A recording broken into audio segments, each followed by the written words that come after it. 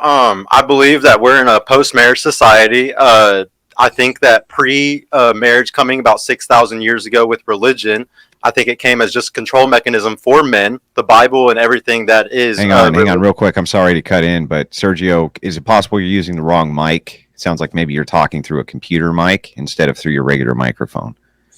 Double check. I thought that we had checked that, but I guess not. It actually sounds pretty fine on my end, but yeah, you can double check. Yeah, my settings are correct. So yeah, I'm not sure why that's for you, man. Okay, never mind. Go ahead. I didn't mean. I'll equalize it on my end as well, so you guys should be good. But okay, anyway, kick it back off in, Sergio.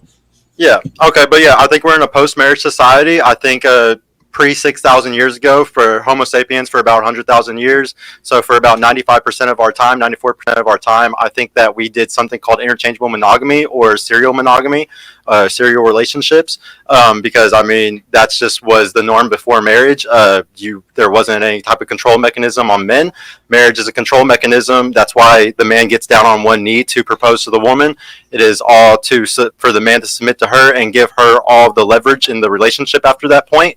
I think that it is the greatest thing in a good society like we had for the last 6,000 years, and it was great to push us up to the point that we're at right now. It's something that we definitely needed, and it definitely is the best route.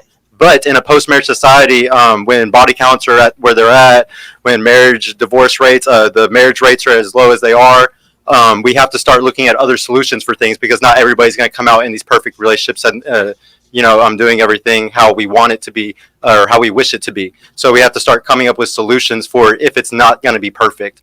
I would love for us to come up with other solutions where we change the laws and we change things to make marriage have more incentive. But like I said, as of right now, in this post-marriage society, until we change anything, I don't think that men should be getting married unless you find a unicorn. If you find a unicorn, I think that you should go for it. But I don't think most of these men are going to find a unicorn. Okay, Andrew, kick it off. Okay, well, first and foremost, to Mela Fort out in my chat, happy birthday. Longtime Crucible member, I just wanted to throw that out. With some of my opening time, because this won't take very long, I don't actually understand what the argument is. I think that he's saying that the argument is that men are controlled by marriage. My argument back is that men actually control society, so we can control the outcomes for marriage too if we so collectively choose. That would be my first argument. But kind of moving forward from that, try to understand that you still have all sorts of stats that you need to contend with. So I haven't heard him bring up religion at all, which is insane. If you look at the stats for the religious who get married, it's far different from the stats of the secularists who get married, and it seems to favor religious men to get married. Their health and happiness is far better. They make more money. They're more stable. And by the way, he also hasn't brought up the most pivotal point, which is what about children? We do need to have children in this society, I assume. And so if we do need to have children in this society, doesn't he want them to come from homes where there's a mommy and a daddy and they're married, knowing what the stats are for unmarried couples is worse than for married couples. And the chances that you can walk out the door are much higher as well. So I just kind of want to get right into this and see what his options are for these things as a society-wide prescription. Yeah, good point. Definitely good points. So the thing is, I come from a divorced family. My parents divorced when I was around 6. My parents remarried pretty quickly after. Because of that, there was a hyper competition between my two fathers. My stepfather and my father hated each other, and it caused my father to do whatever he could to sign me up for sports, get me into more competition so he could spend more than just his every other weekend with me. So he could be coach for the teams and do more stuff with me. So it sounds like divorce was really bad then. And it sounds like it would have been optimal if your parents stayed together. Well, if you would let me finish, then you'd understand. What I'm trying to explain is that my stepfather also taught me hunting, taught me how to drive race cars, taught me a whole different skill set. So I was able to have 2 different skill sets from 2 different fathers that were both 6-figure men and killed it in life in every aspect. And I had 2 mothers that were actually pretty excellent mothers too. So because of that, I actually got it as a cheat code. Now, There are people who have it the horrible way whenever a divorce happens. The thing is we know that bad things happen to society. I don't care. We need to find the Listen, best stop. We need to find the best solutions. I don't care about your anecdotes. I care about the argument. Are you proposing that all people should have 2 moms and 2 dads? No, perfect. No, good point. So who do you give advice to? What age of men do you give advice to, Andrew? I don't give advice to men. You don't give advice to men? You don't give Tricon prescriptions for anything? You don't think that... I give society-wide political prescription. I give society-wide political prescriptions to things, but I don't do advice giving. I'm not one of these red pill PUA teachers who writes some kind of fucking program and tries to sell it online. I'm a political commentator, a political pundit, and a political debater. Right now, you're talking about a political issue, which is the political issue of marriage. And if you want a prescription for that issue, I want to actually hear what the prescription is, because you're saying that men shouldn't get married at all, which seems insane to me. And I haven't heard a single argument out of you for how you would even accomplish this as a prescription, 1. And 2, all you do is kind of give me anecdotes. So you start off with an anecdote of my 2 dads and my 2 moms. It's like, well, that's great. Because there's nuance. And even if we were giving prescriptions to the wide variety, this is what I'm talking about for in general, because in general, the marriage rate is low. In general, the divorce rates are high. In general, 80% of women initiate divorce. Yeah, those are all is statements. Yeah. So what's your ought statement? What ought to happen? Yeah, so I had a child outside of wedlock, and I don't think it's a bad thing. I don't think it was a horrible thing. I'm still raising her perfectly. I have 50-50 with the mother of my daughter. The thing is, we have all these negative connotations towards these things, and we think that all this stuff is so bad. I'm a broken man from a broken family, but trauma builds men and it destroys women. So I don't understand why it's a bad thing for men to choose a certain route. Wait, this is I don't even think you realize how stupid what you're saying is. You're saying that because trauma builds up men, shouldn't all men then have to go through a divorced family because it's going to build them up like it did for you? No, I'm saying that there's a high percentage chance that that's naturally going to happen to a man, so we need to focus on the solutions and not crying about it, because it's feminine to cry and complain about it. If it's a high percentage chance... If you come up with a solution for it, that's masculine. Yeah, if it's a high percentage chance that this is going to happen, don't you want to go out of your way to have prescriptions so that it doesn't happen, rather than going out of your way to have prescriptions for what you consider an inevitable will happen? Religion is the best prescription, but in a post-marriage society, when people aren't religious and women are sleeping around and we don't all go to church and we're not all perfect, then you have to think of other solutions. You have to figure out, well, if it's not going to go that way, what is the best way to do it that way? There's never been a time where people have been perfect or that society has been perfect. You think, for instance, that when people are getting married during wartime, that's perfect, or when people are getting married during times of famine, that's perfect? That's insane. Andrew, you're trying to tell me the internet age, the last 10, 15 years, hasn't drastically changed the world? You're living in a bubble. What are you talking about? What does that have to do with anything I just said? What I'm saying is that because it has drastically changed in the last 10, 15 years, it takes drastic changes in the sexual marketplace. We're in a post-marriage society. It's not the best for anybody to be getting married. It's not the best for the man. You just got done saying that it was the best thing in the world for the religious to get married. Now when everybody's sleeping around in a hedonistic world, when it's a hedonistic world where everybody's sleeping around, everybody is hurt. Do you disagree with me that? Yeah, but why wouldn't the prescription?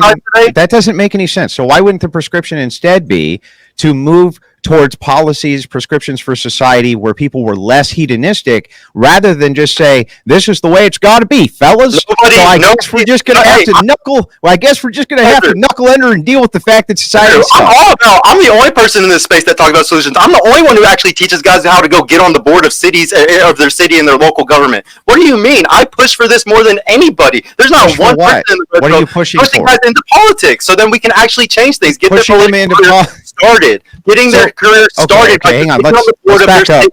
Which is more than anybody else is saying to do. Calm down. Let's back up for a second. Let's back up. Okay. What I'm talking about when it comes to a prescription, you're saying to me, Andrew, society sucks right now for men. I don't disagree, right? Things are unfair for men. I don't disagree.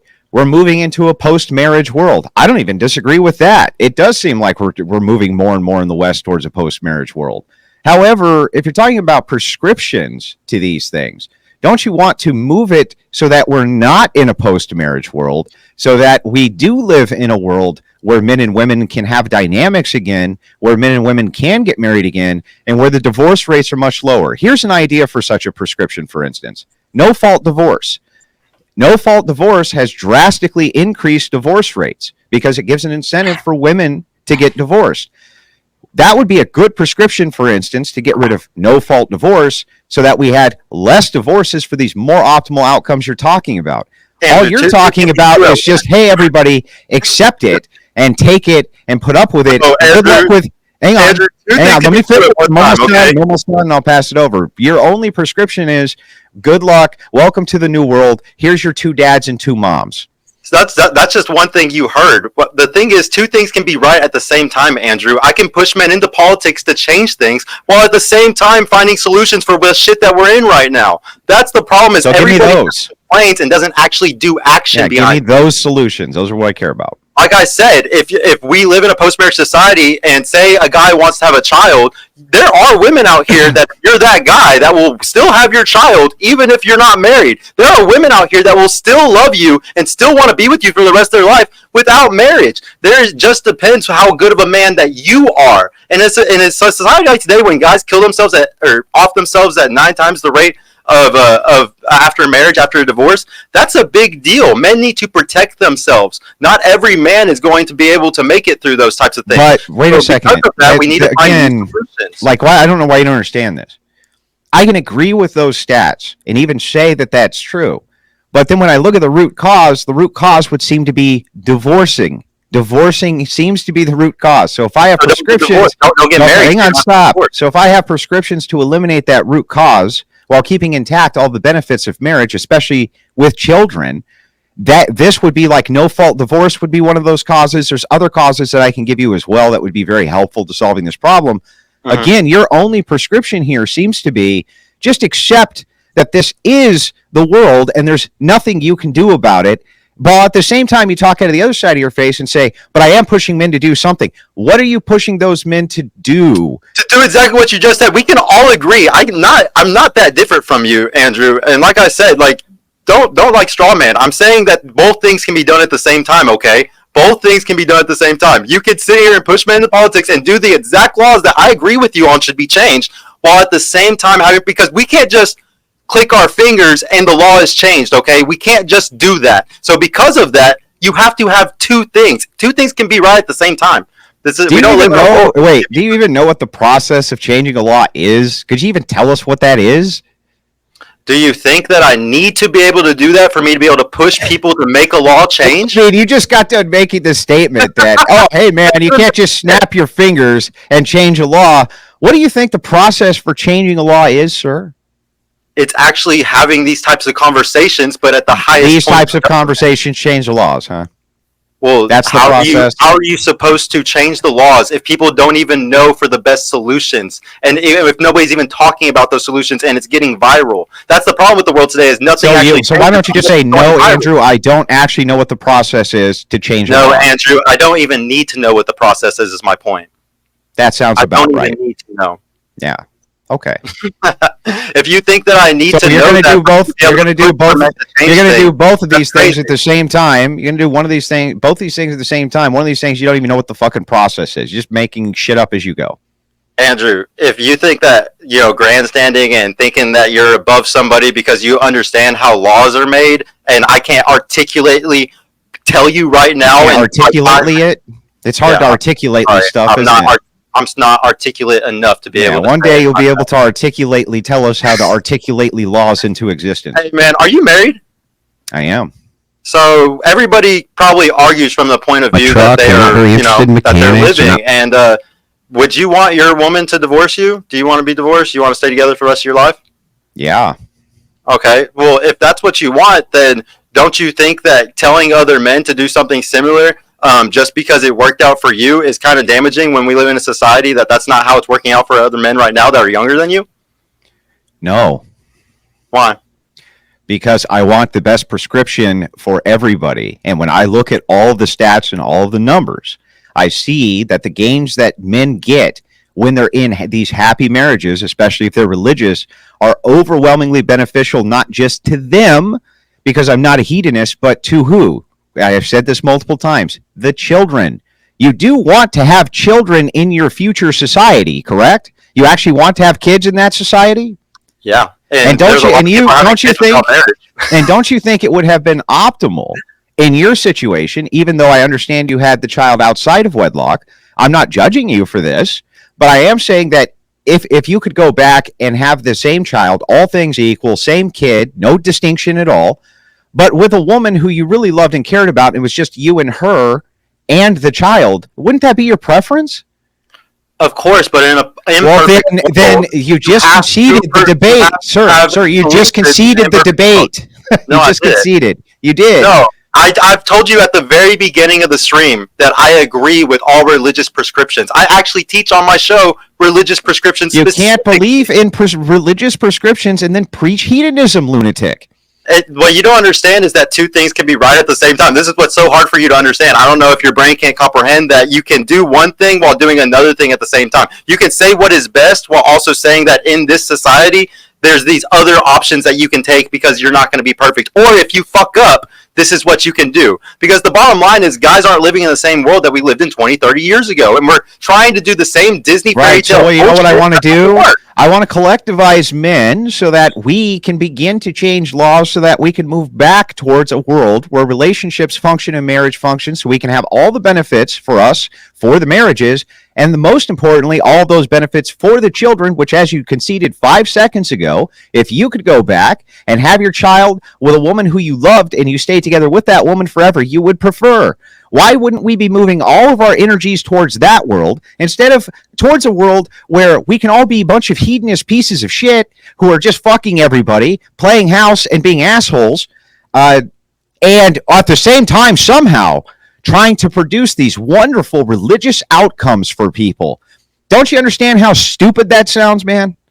Do you understand how stupid it is when... Wait, here, I got to ask you this. So a girl that goes to church and she has a 20, 30 body count, but she's a born-again virgin, do you want a guy to marry her? Do you want a guy that's, that has a 2 body count to marry a woman like that?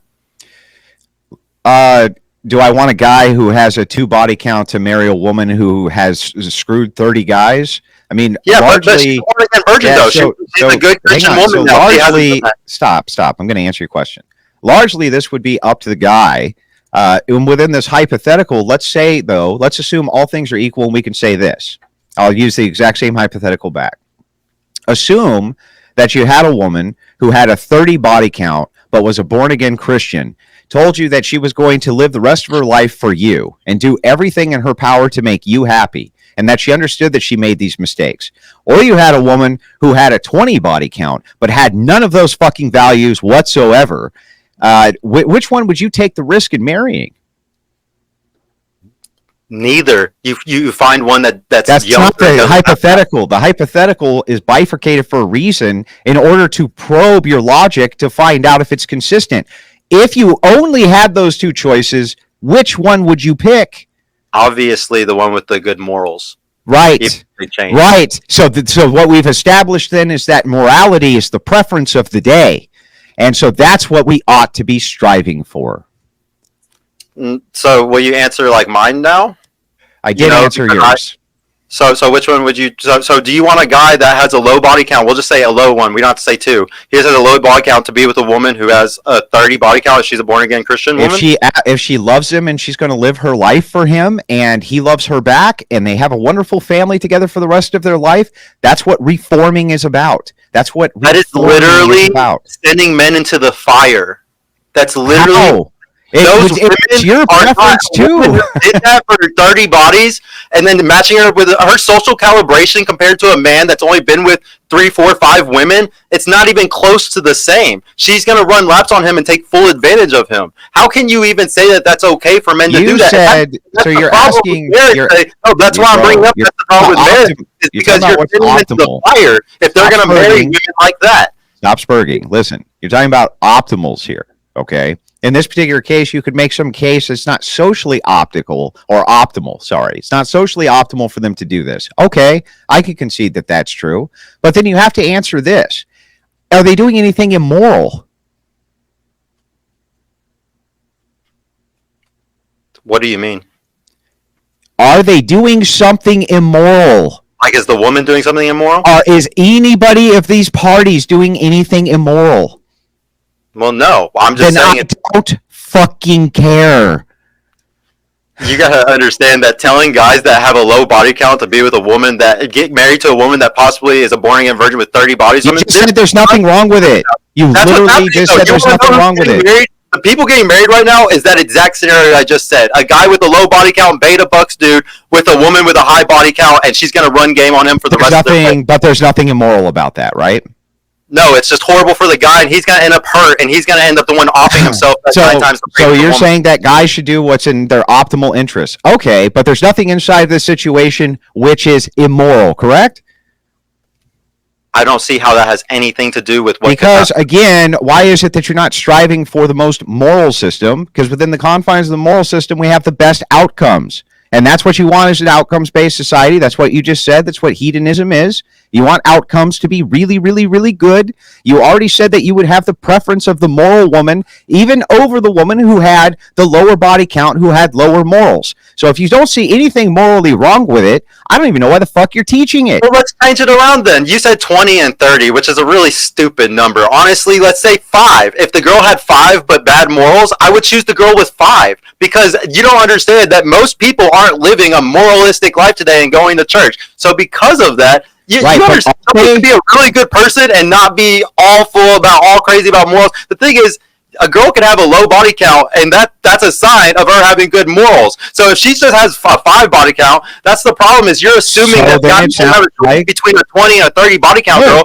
No, they have a choice between a 5 body count girl. This is great. Actually, this is good. Now we're making progress. So it does sound like you think that if a woman has a lower body count, one of the reasons your preference is towards that woman is because you think that that's a good sign of virtue and therefore morality. Hey, that's great. And if you think so, then you think that it's a moral prescription, Sergio. You understand now? You think that this is a moral I'm just saying that your example was horrible because you put 2 numbers right next to each other. That's why I made mine so broad. I said a 5 body count guy with a 30 body. It makes it because it wouldn't matter if it's 1 to 2 or 2 to 20. Oh, trust me, it does. I'm sure you've seen the stats. Not for the purpose of the hypothetical, man. After 20 bodies, it is a big deal. I'm sure you've seen all the stats. After 20 bodies, but do you realize? Don't you understand that within the confines of the hypothetical, to test the logic, it doesn't matter. Now, if you're going to map it on to like reality, this is what's real. I can concede the point because it doesn't matter if you're mapping it onto a hypothetical to test the logic. You understand the distinction there? Yeah, but I'm still going to stand on the fact that you're sitting here trying to say that that it's no difference, or that the morality for a woman with 30 bodies isn't, as long as she's a born again Christian, it's fine. Like that's good. That's asinine that you even say that like guys are listening to that right now and they're it's okay to be with a woman like that. You're not even tracking. I know if she's moral. You said if she's moral, right? No, bro, you said that. When I asked you that question, you said that would be your preference. No, but then right after that, do we need to rewind the tape, bro? Yes. You literally said that it would be okay as long as she's moral for a guy to choose that, or it's up to the guy to choose. You said it would be up to the guy to choose. It is up to the guy to choose. But if she's moral, that's a good choice. And no, it's not. She's not moral. Then you can go get a younger woman. So it's immoral. So it's immoral. It's not that hard. Yes. It's immoral. Okay, yes. If a woman has 30 bodies, okay, and she's a born-again virgin, she's not moral, bro. She's just chameleon. She's just a chameleon, okay? So no, I teach guys literally how to go find young women, and the whole reason why is because they don't have high body counts, and they haven't had trauma yet. So hang on. So backing up. So if a woman has a 30 body count and is a born-again Christian, your exact words just now were, that means she's immoral.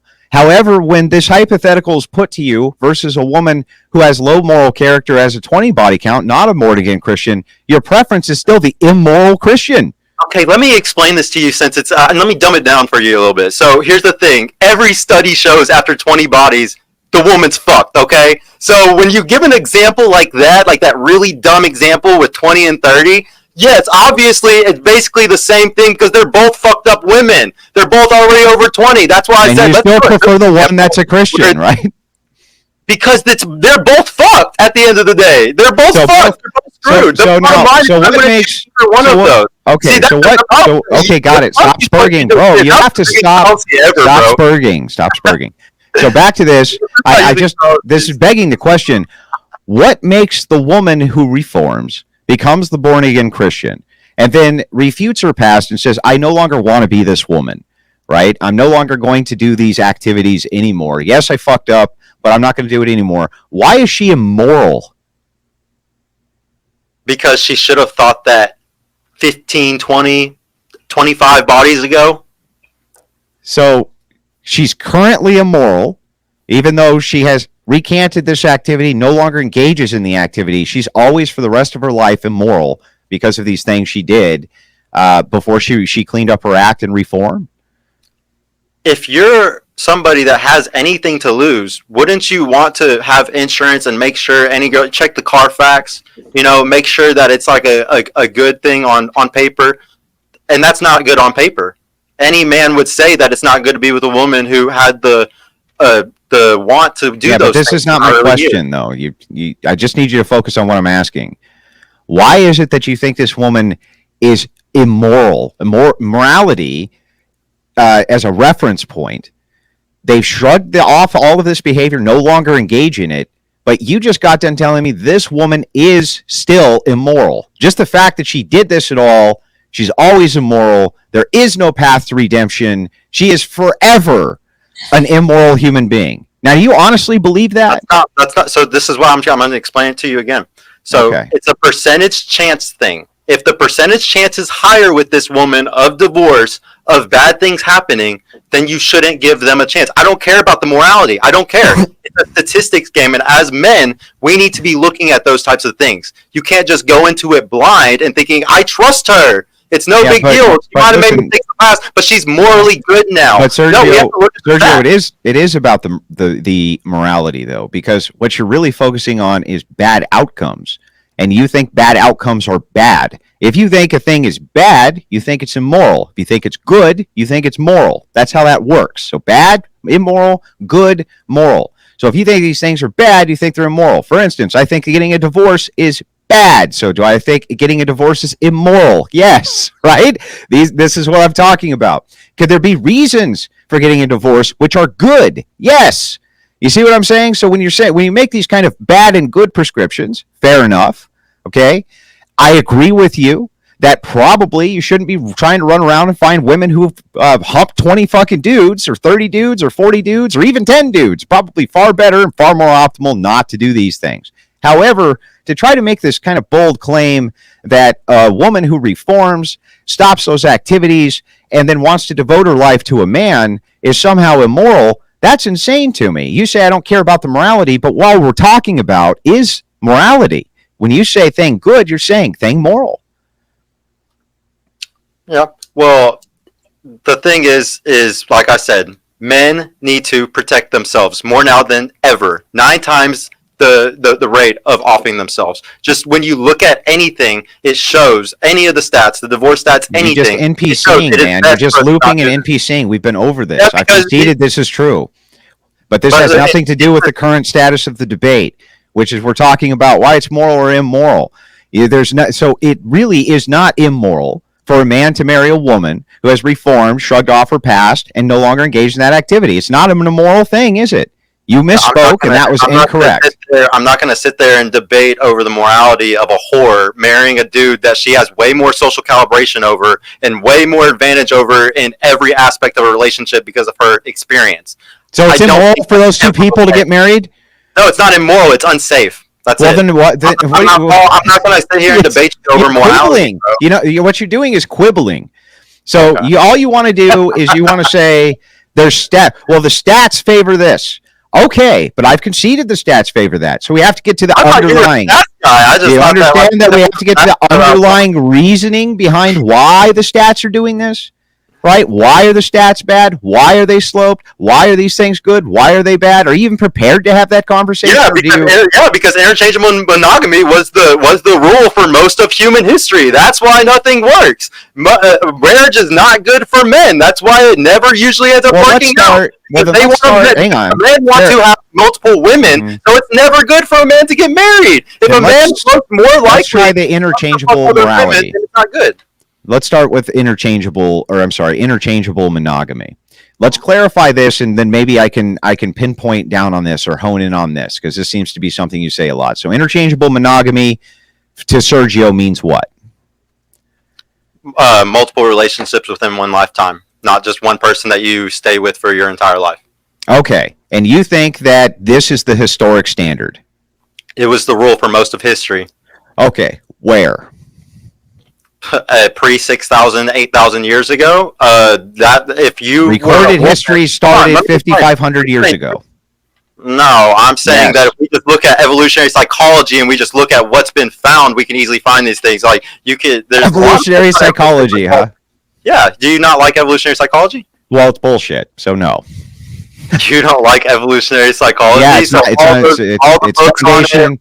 Its foundation is completely and totally founded on evolution, right? Evolutionary psychology. You don't believe in evolution?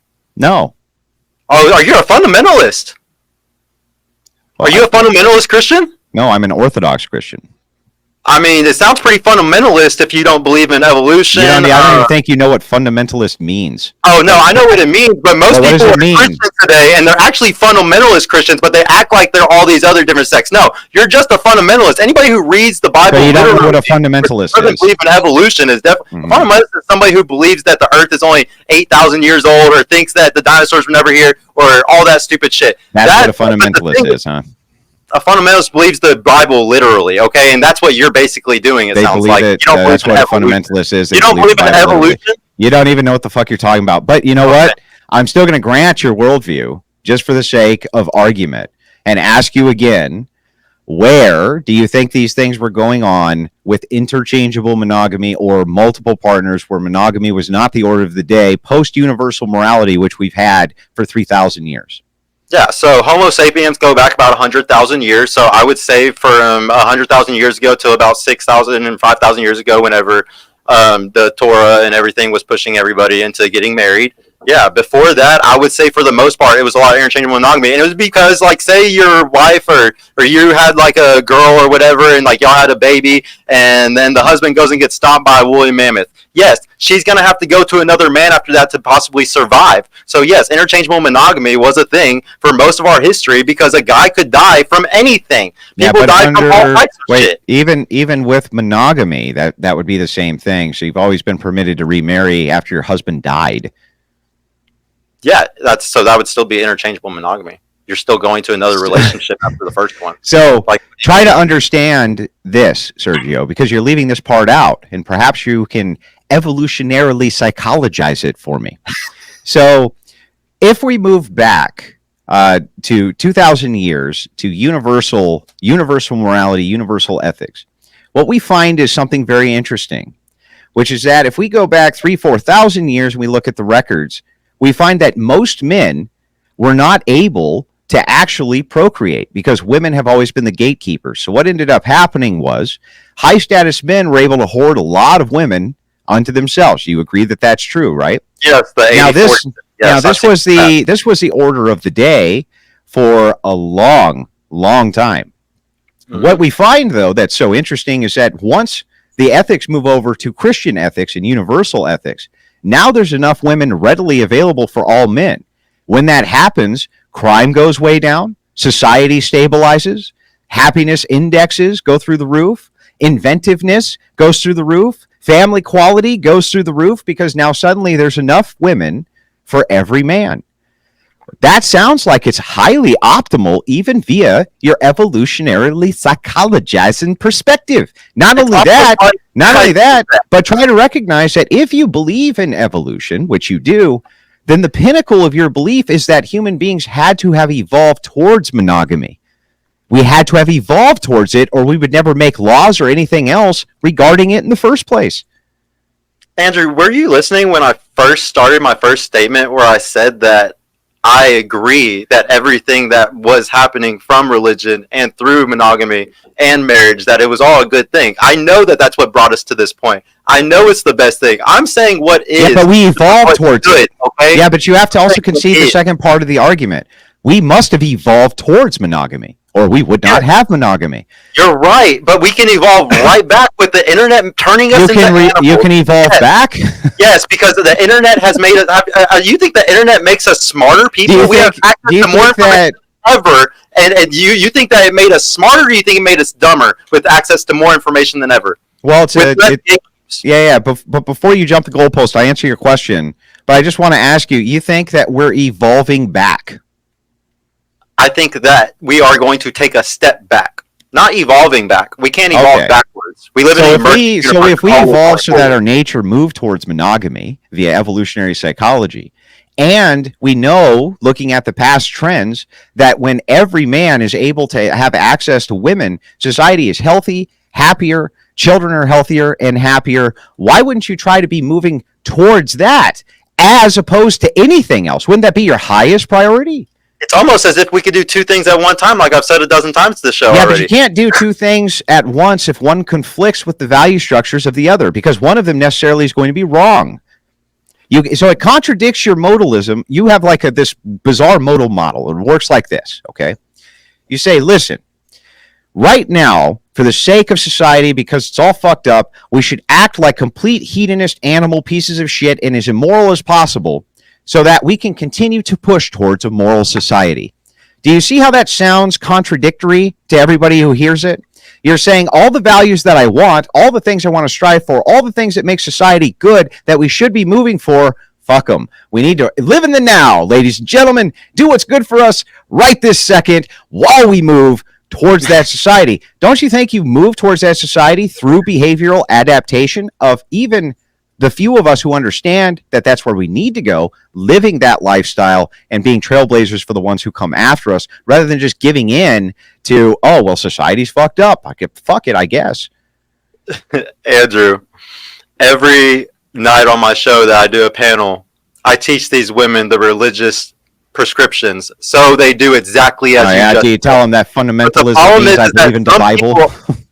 But the problem is that, but the problem is most people, though, don't live a perfect life, and they can go back to that. So I have to be able to also help them, even if they're imperfect, because not everybody's perfect or can be perfect. So because of that, you have to do both. It's really crazy that Christians live in this world where it's just, you could just always, everybody could just always be perfect. Everybody needs to be over here, and if you're not virtue signaling and over here perfectly virtuous, then you're over here. And that's ridiculous. Do you also believe that heaven and hell is a place that you go after death? Do you? Think that, not hell, no. And do you think heaven is a place that you go after death? Yeah. Really? Some people, yeah. Really? So heaven isn't here on earth? Heaven isn't here on earth? No. Hell isn't here on earth? Well, we call it, if you're talking about the eschaton and what you would consider heaven, then no. Crazy. Yeah, see, this is the problem with Christians today. They don't even understand Christianity. They don't even know their own. It sounds like one of us doesn't understand it. No, you don't even understand heaven and hell correctly. This is pretty bad. And I think most Christians are in the same boat. I'll tell you what, if that's true, can you give me a single Bible passage that even references hell or heaven, even once? No, I don't have to. Can you give me a single Bible passage that says anything? No, I don't have to. No, you can't. These fucking Christians don't understand anything. You can't even give me a single quote from the Bible. The dumb Christians don't understand nothing, though. Andrew, give me one quote about it, then. Since you're the Christian, you should be able to give me 10. Unbelievable. Right? Give me one on heaven. Unbelievable. I want to redirect. We're getting off topic in religion. Andrew can sum up his thoughts, because I think Sergio made the comment last about him. But after that, let's redirect back to the initial topic, which is marriage. Yeah, okay. So just kind of me wrapping this up on this end. And by the way, wife, get me some coffee. Sergio, you should tell your wife to get you some coffee too. Yeah, my girl will gladly do it, because I have a nice, young, beautiful girlfriend that I got after leaving my baby mother. You know, Is she there with you now to get your coffee for you? I have a whole separate studio from my home because I'm able to afford stuff like that. I'm on multiple businesses. Even though I'm a failure that came from a divorced family, You guys are both doing it wrong. What you got to do is train your dog to get you coffee. They will never leave you. That's really, I'm winning the game right now. I think that's fair. Trade the dog. I will definitely be building a studio at my house soon, and I will make sure my girl comes and brings me coffee right there in the studio just for you and your TradCons to see that you can still get women to do that for you even after you do everything the horrible way. Yeah. Well, I mean, when you have a big, beautiful, nice home, you can just build a fucking studio right there. It's no big deal. But anyway, but kind of back to the topic at hand. Yes, it was a cheap shot, but okay, you seem like you're a good sport, and it's all in good fun, right? So, I love you, Andrew. Andrew, I love you, honestly. Okay, I hate you So moving back into the topic here at hand, now that we've established there are moral principles that we do need to operate off of, don't you think that it's conflicting for you to be giving advice which are antithetical to your own morals? I understand telling men or messaging men, giving out like a signal, like a bat signal almost, saying, look, this is bad. This is bad. This is bad. It's bad that men have these high indexes of suicide rates. That's terrible. It's bad that you get fucked over in the divorce courts. That's awful. All these things are awful. But we still have to think about children, Sergio. And men do have duties. You agree that men have duties. And you also would agree that it's optimal for a man and a woman to be married when they do have these children. And that is a society that you want to live in. So shouldn't we be pushing for that more than anything else, man?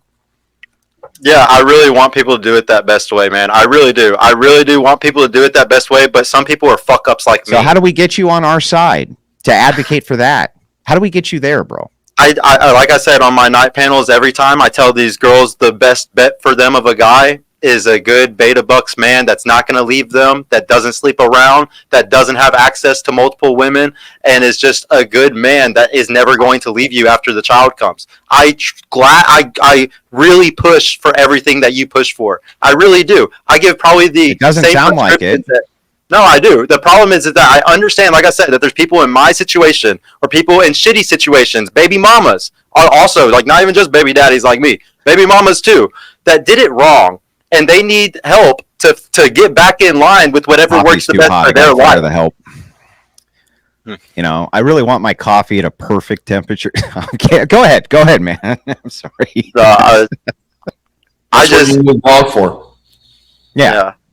Anyway, but no, it doesn't sound like you are. It sounds like you're saying that.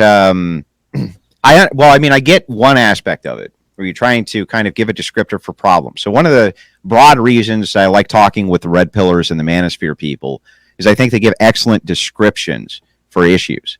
It's the prescription portion of it that I have an issue with. It's the prescription problem that I run into that we really have all these contentions with. So I don't have any problem with you giving descriptors of societal issues, and I think that that's God's work, right? We need more of that. But when it comes to prescriptions that favor children, favor the family, can you give those to me and what you advocate for and what type of prescriptions you're moving towards? Yeah, so the number one point of my show is to teach women red pill truths so then they can become better too, because it's not good for just men to learn this shit. Women can learn these things too and become better also. The number one thing I teach them is to keep their legs closed. That's the number one thing, because if they don't sleep around, it forces men to become better. If women just stop tomorrow having sex with Chads and Tyrones have to get off their mom's couch and go become real men of society, okay? So I do push women to the best person that they should choose. Do you think it's immoral for women to have sex outside of marriage? I mean, the thing is, I just understand it happens. Is it immoral? I don't know if it's immoral. It's wrong. It's bad. If you said wrong and bad means immoral, then yes, I guess immoral. I consider it immoral. What would you say makes it immoral? Just that they'll have worse outcomes if they do? It's going to be harder in their future. The higher likelihood of having to go through trauma. Yeah. Okay, so it's going to be the outcome. What about men? Yeah, I definitely think sleeping around for men is bad as well. That's why I preach relationships. The whole point of my show being called Purple Pill Pod. No, I get it. Hang on. Before you go off on a tangent plugging yourself again, we'll have plenty of time for that. But when you're talking about these relationship dynamics, then, you agree with me that it's immoral to be having sex outside of marriage? I understand that the way society works, this is the problem today. A lot of people don't want to be understanding. I understand that society is messed up, and people, even like me, have made mistakes. And you can still come back from your mistakes. Negativity. Unless you're a woman who's had a $20. Yes, trauma destroys women and it builds men. Trauma destroys women. That's why we've made guard women for all of history. Yeah, but here's the thing: if you made the claim like you did in your opening statement, which I have the note right here, you said that trauma builds men and builds men's character. You're saying that it does not do that for women. That trial does not do that for women. there's a higher. I mean, there's different types of trauma where we can talk about physical and crazy hardcore trauma, and then we can talk about a guy yelling at her all the time, or her father being just a mean person. Or something. That's not my question though. I'm just asking, like, just direct yes or no. If physical trauma, yes, it destroys women. A woman that no, because just verbal abuse and things like that, I don't put that in the same category as physical abuse or grape. If a woman has been raped or she has gone through physical abuse, that is serious trauma for a woman, and it can destroy their life. In my opinion. But I mean, if a man gets raped, it can do the same thing. I agree with you. Yeah, so when you're talking about then the equalization of what you consider trauma, which is character building for men, wouldn't you say is equally true for women? No, because this is why. So a guy who goes through trauma, we've always been disposable throughout all of history. Women have always been the vulnerable sex, so we've protected them, and men have always been the disposable sex. So if a man goes through trauma, there's two routes he can go. He's either going to go the route where he becomes better and he learns from that trauma and he becomes the strongest man possible, or he goes down the route where he's a piece of shit and he's horrible and he becomes the worst man possible, an addict or whatever. And if he takes that route, we don't care about those men of society. They're disposable. There's a reason why the suicide rate is as high as it is. Nobody cares about those types of men at all. But I'm not understanding how this is tied. Bro, I'm not understanding, though, how this is tied into your trauma argument of if men go through trauma, it builds character, but if women go through the same types of trauma, it doesn't build their character. Because a woman going through the same type of physical abuse like a guy would go through, she's going to be way more... Women are emotional. Can you agree with me that men are logical and women are emotional? I think that, yeah, for the most part, I would tend to agree, yeah. So when women go through trauma, they take it more in an emotional way, and it's a lot more damaging because of them being an emotional creature. If a guy is logical, it doesn't hit him the same way. So then women, generally speaking, cannot deal with trauma as well as a man can deal with trauma? That is my belief. Okay, so you think then that men are their characters built up by this trauma, whereas women are destroyed by similar types of trauma, which I'll even concede that this is true. Okay, I just wanted to make sure I got your worldview correct. Now, moving past that, this begs the question, then shouldn't you value women in a different way? And if you value them in a different way, isn't it a male's duty then to make sure that they're not going through that kind of trauma? Absolutely. So I speak on this a lot. Men are supposed to mate guard. All women too. Mate guarding isn't just for your spouse. Mate guarding is what fathers did for their daughters, what brothers did for their sisters. Yes, we are absolutely supposed to protect and mate guard women. Women don't want to be protected today, so that's a little thing that's stopping that from happening all the time because they want to be men also. But otherwise, no, I completely agree that we have to protect women. And the best way to do that is, I agree with you, getting married and doing all those things. Once again, we're in a post-marriage society, and that's just not happening. So if that's true, so then listen, here's how we'll just tie this up. So if that's true, and it's our job to protect women, and we have a duty to do it, you are assessing that all of the power dynamics in society should move towards a patriarchal structure as the default. There's no way around that. After all, men can go through this type of trauma and women can't. Women must be protected by men because women cannot protect themselves, right? So if that's true, then overall the analysis from you must be that men are going to be the architects and arbiters of change, right? We have to be the arbiters of change and the architects of change. Absolutely, brother. So if this is true, and we have to be the arbiters and architects of change, then why wouldn't we change the society in such a way as to modify the behaviors that we want to see, rather than giving into the society and allowing ourselves to become the same hedonists that you're currently preaching against? Because two things can be true at the same time. Oh, man. You just walked really yourself through the logic and still failed at the end of it. No, it's just very simple. It's just that I can preach to these women to stop sleeping around, and at the same time, I can understand as a male that it is my best strategy to not do certain. And here's the thing: I want to get married. I truly do want to get married. Then you don't have a duty. Don't you understand? Then you can't say I have a duty. I have a duty to protect women, and I have a duty to change the society into what I want, but I'm going to shirk off this duty for my own personal hedonism. You either have the duty or you don't have the duty. How am I doing it for my own personal hedonism? Explain. You think currently that these relationship dynamics are not optimal between men and women? You want to see these things change for the best values for men in general. I would agree with that. You want to see men have the best outcomes. I would agree with that too. The way that you're not going to see them having the best outcomes is if you see the allowance of this type of promiscuous behavior from women, the type of women who are not getting married, who are incentivized to get divorced, all of these are kind of contrary to the outcomes that you're talking about. However, men can collectivize according to you and your logic and mine, which you just agreed with, and we can actually put a stop to these kinds of organizations on the underlying, so we don't even have to deal with the surface problems anymore. In other words, we can make legislation to get rid of no-fault divorce. We can push men into positions of power where the patriarchy can actually make these types of radical sweeping changes you want to see in society in order to limit this kind of behavior. Why wouldn't you put all of your focus on that instead of saying, I want to have my cake and eat it too? I want to guard myself and take no risk, even while at the same time, I believe that I have a duty to protect women.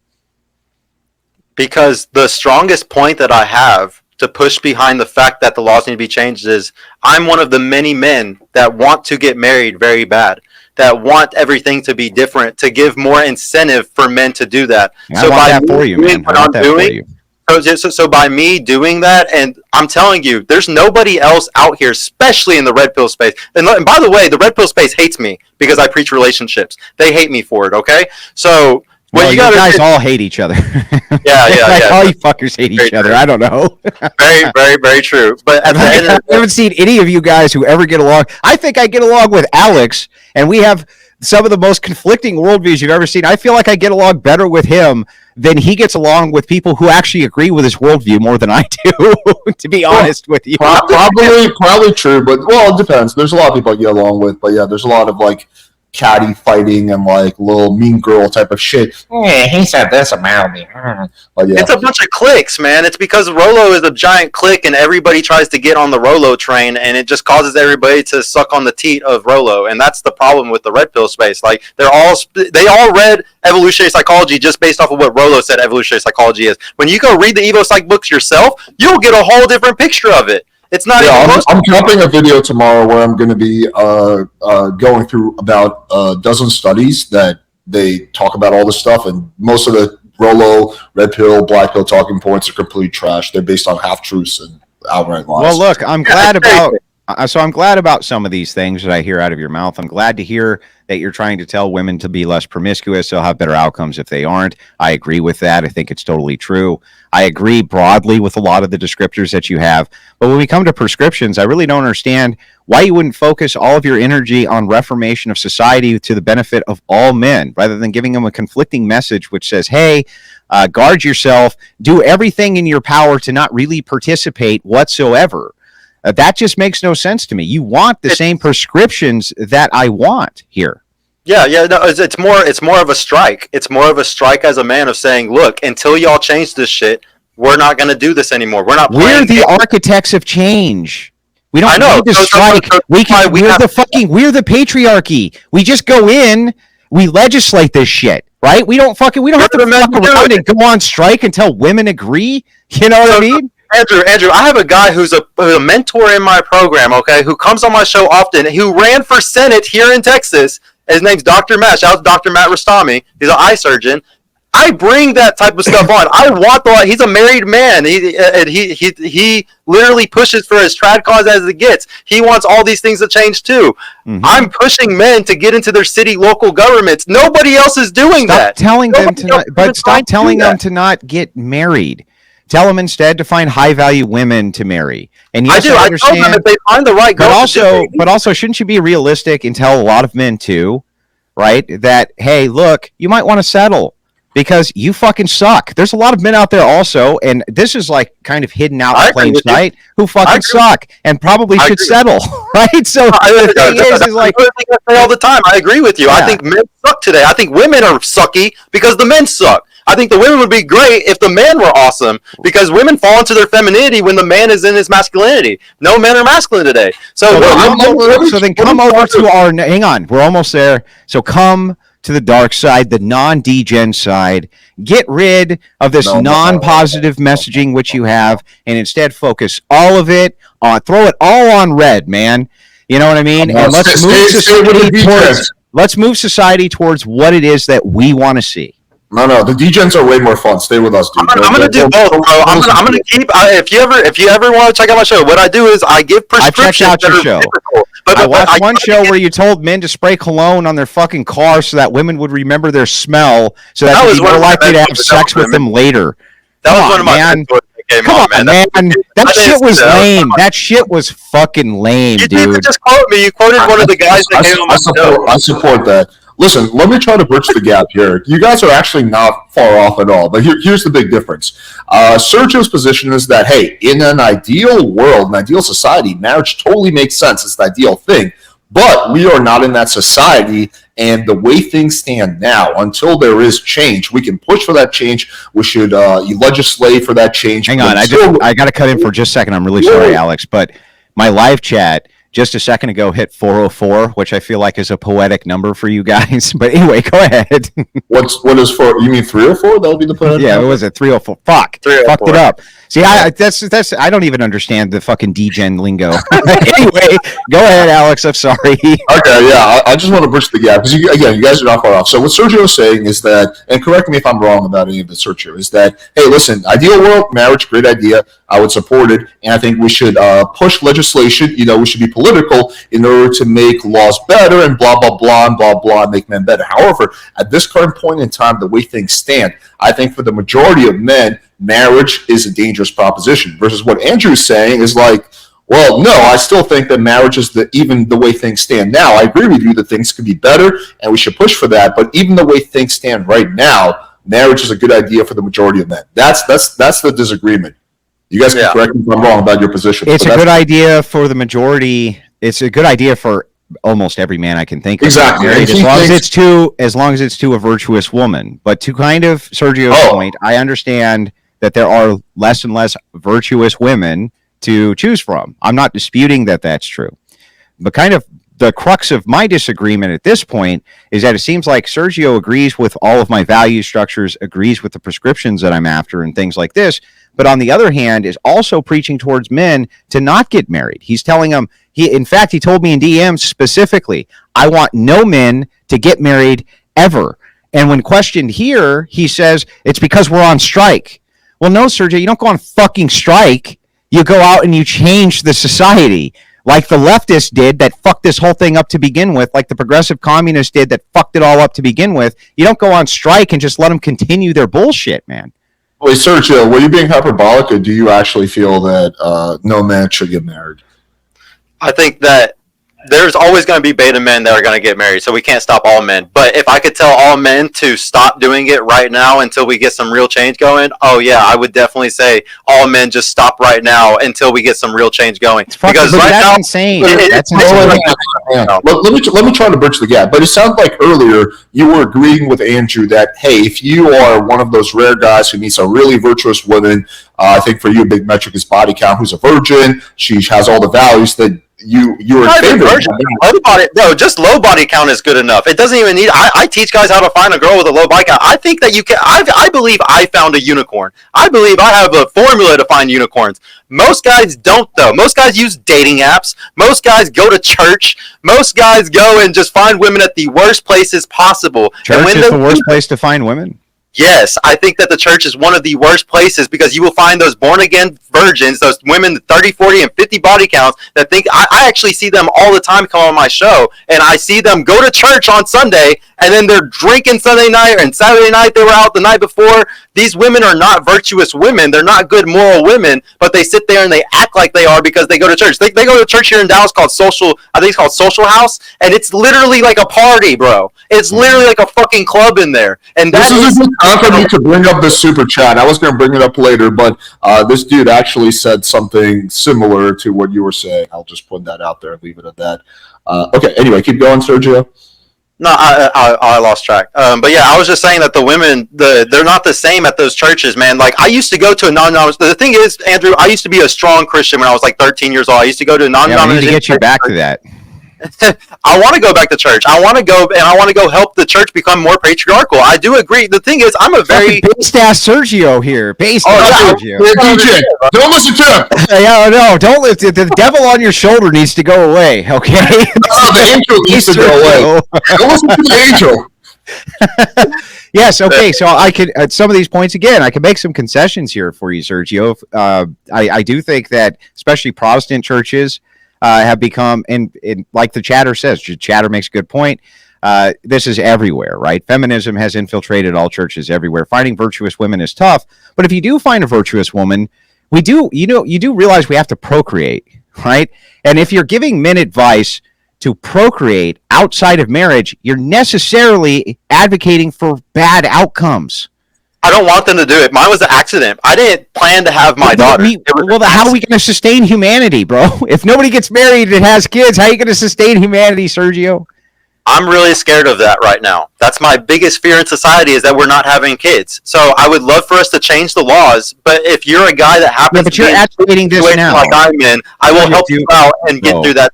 Do you understand that you have you have a really bad position here? So you're saying, I don't want any men to get married whatsoever, leading to a worse outcome for a child. Yet at the same time, you say we have to have the next generation of children. Right? So you're setting the next generation of children up necessarily to have bad outcomes. Don't you understand don't you understand that's bad? Yeah, I got a question though. Okay. I made a mistake. I got a girl knocked up, okay?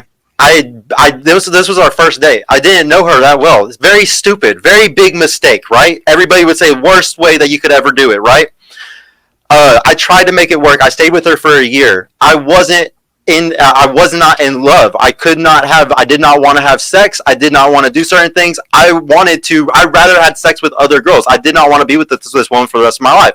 Was it better for me to take my the mother of my daughter serious and wife her and stay with her and then do what a lot of Christian men do, which is cheat, use porn, use hookers? Or do I tell her the truth? Whereas, hey, I don't fully love you. I don't really enjoy having sex all the time with you. I think it would be better for us to break up and you can find a man that truly loves you and truly wants to be with you and only have sex with you.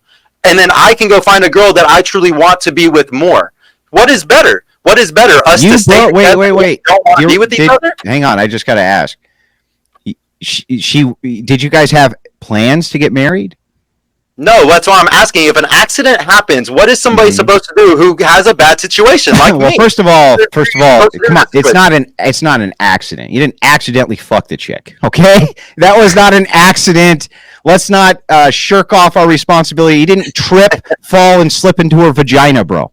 Well, that happens sometimes. Can we acknowledge that you didn't? So there's this thing called kink play, bro, where like people like to ejaculate into things and then buy a plan B the next day because it's just like, oh yeah, let's take the risk. Yeah, it's fun. Yeah, and that was not your situation, right? That was not your situation. You didn't accidentally. What is my situation? I bought the plan B and it didn't work. Like God had better plans for me. God said you needed to have this child, and I had a child. Plan B did not work. I did not work.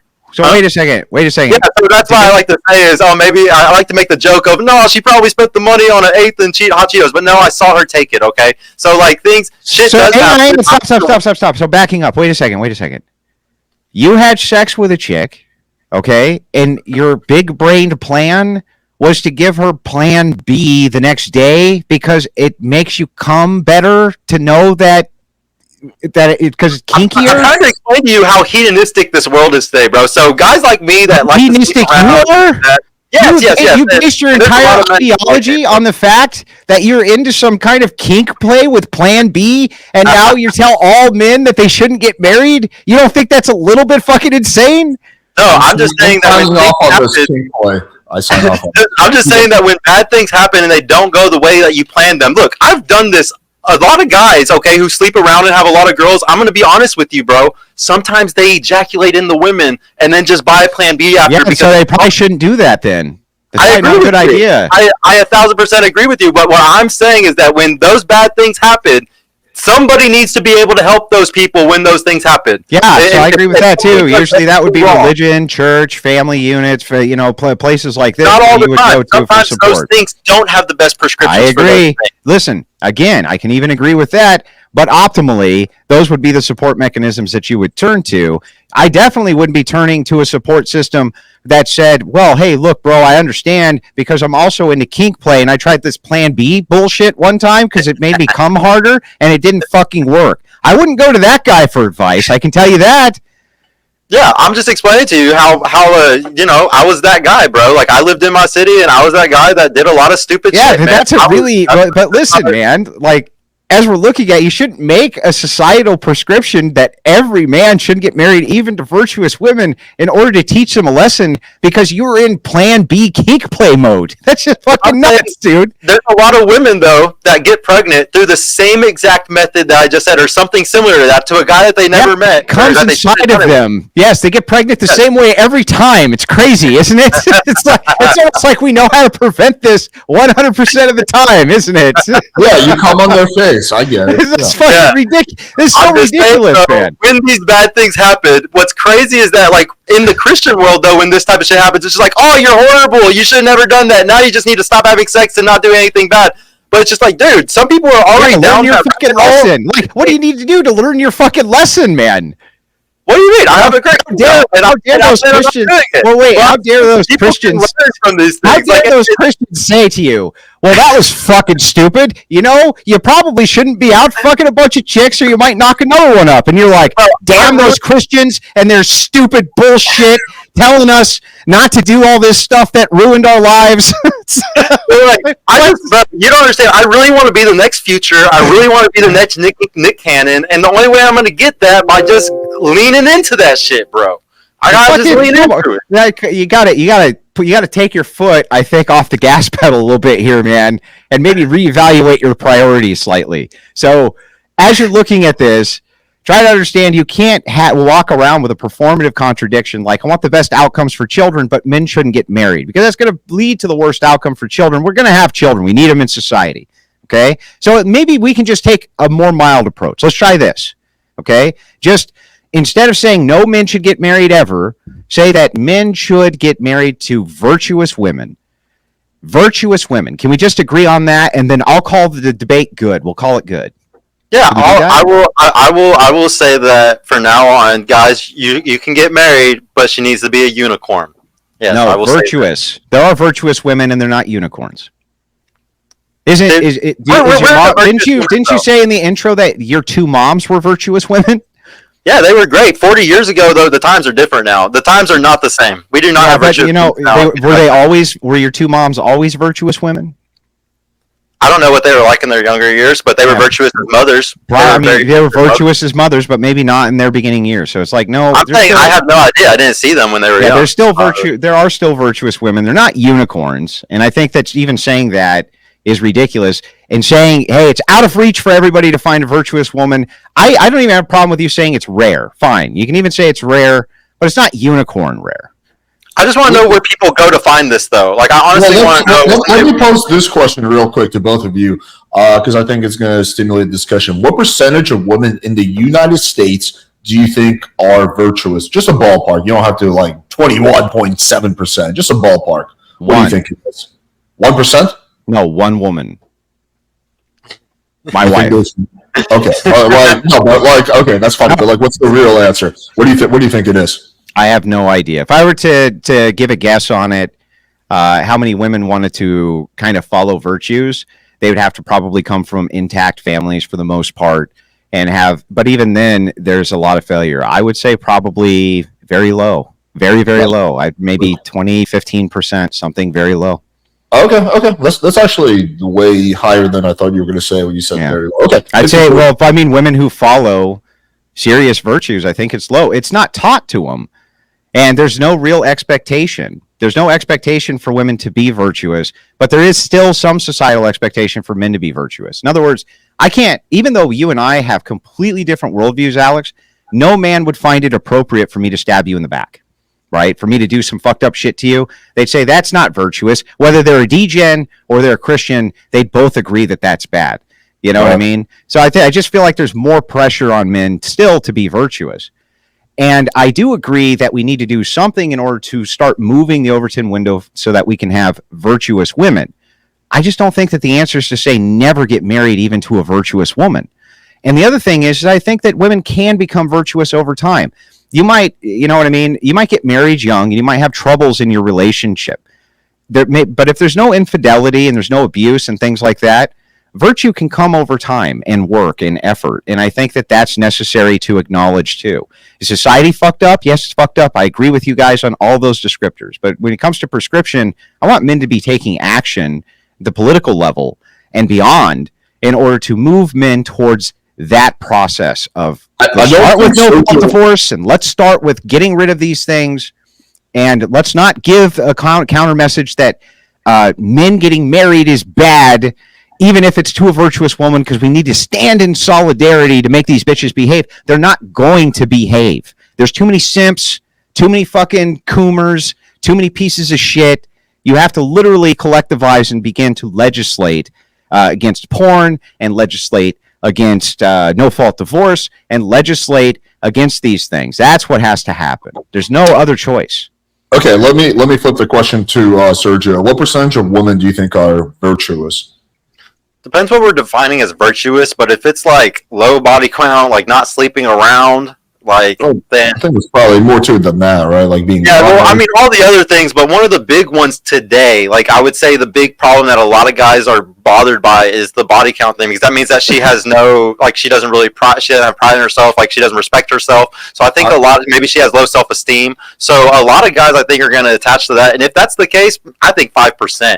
I think 5% of women are actually virtuous, and like the society is really pushing down the throat of 95% of women that you can sleep around, you can do all this stuff, and you'll be fine. If we don't care about body count, I agree with him. Look, that's true. He's right. He's right about a lot of what he just said. I don't think that we find any disagreement there. In fact, I'm willing to call it good without beating him up about the head and shoulders any more than I already have, with just this one little tiny modification that he made, which is to say, if there are virtuous women, yes, of course, many should get married to them, and we do need to have children.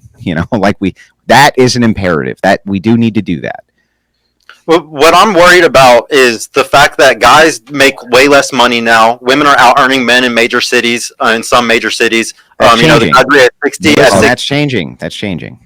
Okay, well, but graduating from college though, 60-40. But that's good because men are. Sergio, what you said is not true. I actually just literally, I'm going to release this video in a few days. I just an interview where I went up to couples, asked them who makes more money. 95% of the time, the guy was making more money. Yeah. So what's happening? I would agree that is the truth. But what I'm saying is that's why guys aren't getting into relationships, and that's why guys aren't getting married today, is because they're financially insecure. A lot of men cannot think about marriage or making families and stuff when they're financially not doing good. Yeah, but Sergio, listen. Women have always done better in academics than men. Always. Yeah, throughout history, they've always done better academically than men have. They've always done better in college. They've always done better in public school because the rules favor them. So they've always done better in those categories. However, this kind of pay gap that you were seeing is closing very quickly with trades. Men are getting into trades, which is great. That's fantastic because a good tradesman can make more money than a medical doctor if they have the right trade. And you are seeing that gap close very, very quickly. So even if women walk away with more education, first of all, they're not even walking away with more education. They're walking away with a useless fucking degree. Men are walking away being educated in a trade, and that trade requires as much education, if not more, over time to become highly skilled at it. So no, the gap is beginning to close. But not only that, we should incentivize that even more. We should incentivize men to get into trades even more. So kind of as I'm looking at this whole holistic picture, I think that overall you have probably a pretty good message if you could mix some morals in with it and stop being such a fucking hedonist, man. And fucking chicks and handing them plan B and hoping it works itself out, right? Like, stop that shit. I support that. But yeah, I mean, just real quick, I'll say this. We interviewed like at least several dozen couples. Over 90% of the time, the guy made more money than the girl. It was. Also, remember you're in Miami, though, bro. Like if I talk to girls here in my city, a lot of my homegirls, because I'm friends with a lot of girls that are bottle girls, stuff like that. A lot of them are doing better than their boyfriends. They got really, really nice, sexy boyfriends, and they are, the ones that make most of the money in their relationship. So I think it depends really what city you're going to, the type of people that you're talking to. It depends if they want the frame in the relationship or not. I don't know. I thought that's a really hard one. Yeah, I mean, I don't know. I've never done this in another city, so I guess I don't know. All right, let's do a quick closing statement. Then I wrote down several questions for both of you, and then let's do a open panel. So, let's go. We'll go like 2 minute closing statement, 2-3 minute. I think since Sergio, you went first, then it makes more sense for Andrew to go first. I believe that's generally how they do it. So give your closing statement, then Sergio will give his, and then we'll get into the next part of the show. So first, Alex, as always, thank you very much for having me on your channel. I really appreciate it. And to all of Alex's audience, even if you hate my guts, thank you for suffering through another one of my debates. I appreciate that very much. Over to my opponent, Sergio, you deserved every bit of the ass kicking you got tonight because essentially what you're saying is cognitive dissonance, and you need to really address this point. But I think that just even with that one shift, it'll maybe take you down the road of looking towards more viable solutions than just telling fucking skanks to stop spreading their legs all over town. I really do. So I would kind of focus on that, and then kind of the descriptors I don't see any problem with, but start focusing on the prescriptors. What are we going to do about this shit? Because the hour is late and time is limited, and you only have X amount of time between generations. And I'd like to see, even though the Zoomers are going to be all fucked up, as we know, maybe hopefully the generation after them won't be. And this is due to an installation of values. And we're going to have to at least start legislating some kind of values, or we're not going to have any fucking values. So that's kind of my closing. And to my debate opponent, thank you so much for coming out tonight as well and having this conversation. I appreciate it. Sergio, you're up. No, thank you, Alex, bro. I really love the opportunity to get to come on here, bro. I really appreciate it a lot. Andrew, great opponent, bro. I love all your videos, honestly. I look up to you a lot. I think that you're a killer out there, and I've actually used some of your talking points because I think that they are so powerful. So, no, I really appreciate just having this debate with you, bro. It was great. I need to get better at all these things, so I'm happy that I even had this opportunity at the end of the day. The big thing that I want to say is, I want everybody to understand, if you've ever watched my show before, I give biblical prescriptions very, very, very often, especially when it comes to marriage and relationships, because there is nothing better than the prescriptions that are in Ephesians or in Corinthians. There's nothing that tops them sometimes. So yeah, I really do like to stick by those prescriptions. I'm going to continue to do that. For men though, yes, I might change it up a little bit. I'm going to tell guys that they need to be good and not cheat on their girls and be good men in their relationships, like I do in my current relationship. I don't believe in me going and sleeping around or spinning plates or having side chicks or anything like that. So I'm going to continue, doing good relationships, because I believe that's what we need. I mean, if marriage is really hard for us right now, we need to at least be in fucking relationships, the way I see it, because if we don't come together and at least team up, we're definitely not going to save enough money or buy homes or do any things that we really need to do if we're stuck single, like the powers that be want us to be. The powers that be really want y'all to be single, because that's how they're going to profit the most. So yes, I just want everybody to come together. I want everybody that's Andrew's age or older. Andrew, how old are you real quick? 39. 39. I want anybody in that generation, Gen X or Boomers. I just hope they get their head out. That would be a millennial, by the way. Oh, you're a millennial? That's dope. So you're like me. Oh, well, I didn't know that would make you a millennial. But for Gen X and Boomers, or just people that are older, I'm 32, so just older than me, honestly, I'm really disappointed. The world is the way it is because the oldest generation of men didn't fucking do anything. They let all this fucking shit happen. They just sat around and wanted to profit and pillage off of the younger women and younger men and make money off all this hedonistic shit. So fuck all the older guys. I'm pretty ageist sometimes because I think that we wouldn't even be in this situation if it wasn't for that. But no, I really hope all the older men, stand up and start doing stuff like Andrew and actually trying to push for things to change. Because if we don't have older men that actually try to do anything like this, we're definitely not going to move the needle. We're definitely not going to change any laws. We're definitely not going to have any change in the fucking at all. So yeah, I would just, that's all I have to say. I really appreciate you though, Andrew. You're a great you're like an awesome person to go against. Andrew's like, how the fuck did I become an older man? Yeah, well, I would like to get one clip just for my channel, if you don't mind. Nothing big, but from both of you. Can you say happy birthday, Melaforta? What? Melaforta. Happy birthday, Melaforta. Happy birthday, Melaforta. Appreciate that. Appreciate that. So I wrote down a few fairly challenging questions for both of you guys, and then we'll open up the panel. It's not too many. So here's the first question. This one is for both of you.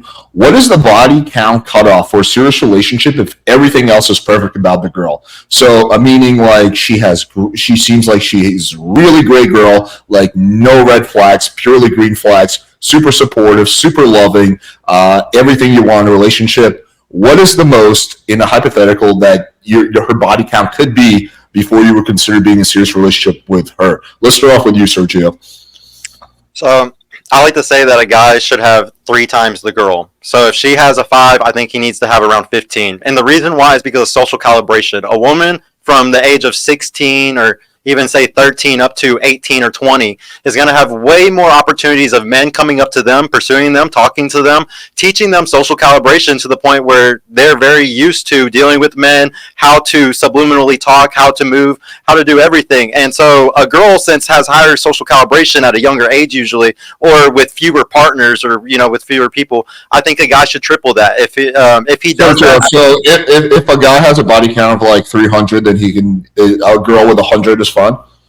No, I have a strong prescription of under 20 is like I don't think, because the stats show over 20 is so bad. I think over 10 is really bad. I think over 5 is really bad. But the bottom line is you're really going to get lap sprain on you, say, if she has 10 and you have 10. Or if she has 20 and you have 20. I think that her experience and her social calibration is going to be higher than that man. So to just have an insurance, to just have a little, for just in case, he should try to triple her just so it's more likely to be in his frame. I think the relationships are always in a woman's frame if she has a higher body count usually. But up to 10, right?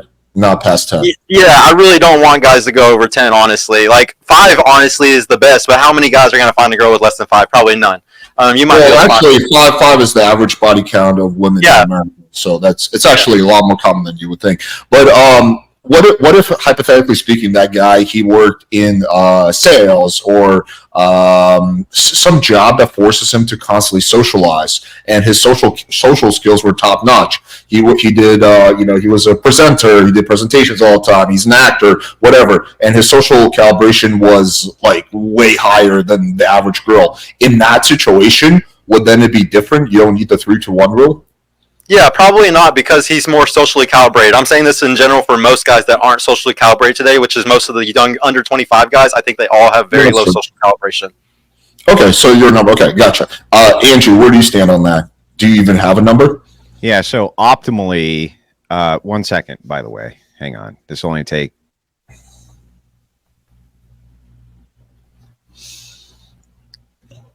Andrew's on Pornhub. Oh, he's getting his coffee, bro. Yeah, I was looking at some Plan B kinks over on Pornhub. No, I'm kidding. Yeah. Anyway, so the question of body count is complicated. I'll agree with that. Optimally, I think that the correct body count for men and women is 0 for marriage. That's what I would advocate for. But Andrew, we're talking about like the whole. I know. I'm gonna talk about both. Okay, so let me qualify it with this. Okay. Once the sanctity, though, of this is broken, once the virginity is boom or bust for either the man or the woman, that virtue of chastity is essentially gone at that point. From there, none of us are perfect. People are going to fuck up. Kids have to, like, we all know that this shit does happen. Okay, but I would still look more importantly for women who are virtuous, who have stopped doing the skanking around, slutting around, things like this. So I understand that there is an intuition from men, myself included, that if you have a lot of sex with a lot of different men, you're not very valuable, and most men don't want you, and you would have to adjust your expectations accordingly. So I guess the more I thought about it since the last time I was asked this question, for my own personal preference, like what would be the limit of body count before I would never get married to a woman ever again, I think it would be 5. Okay.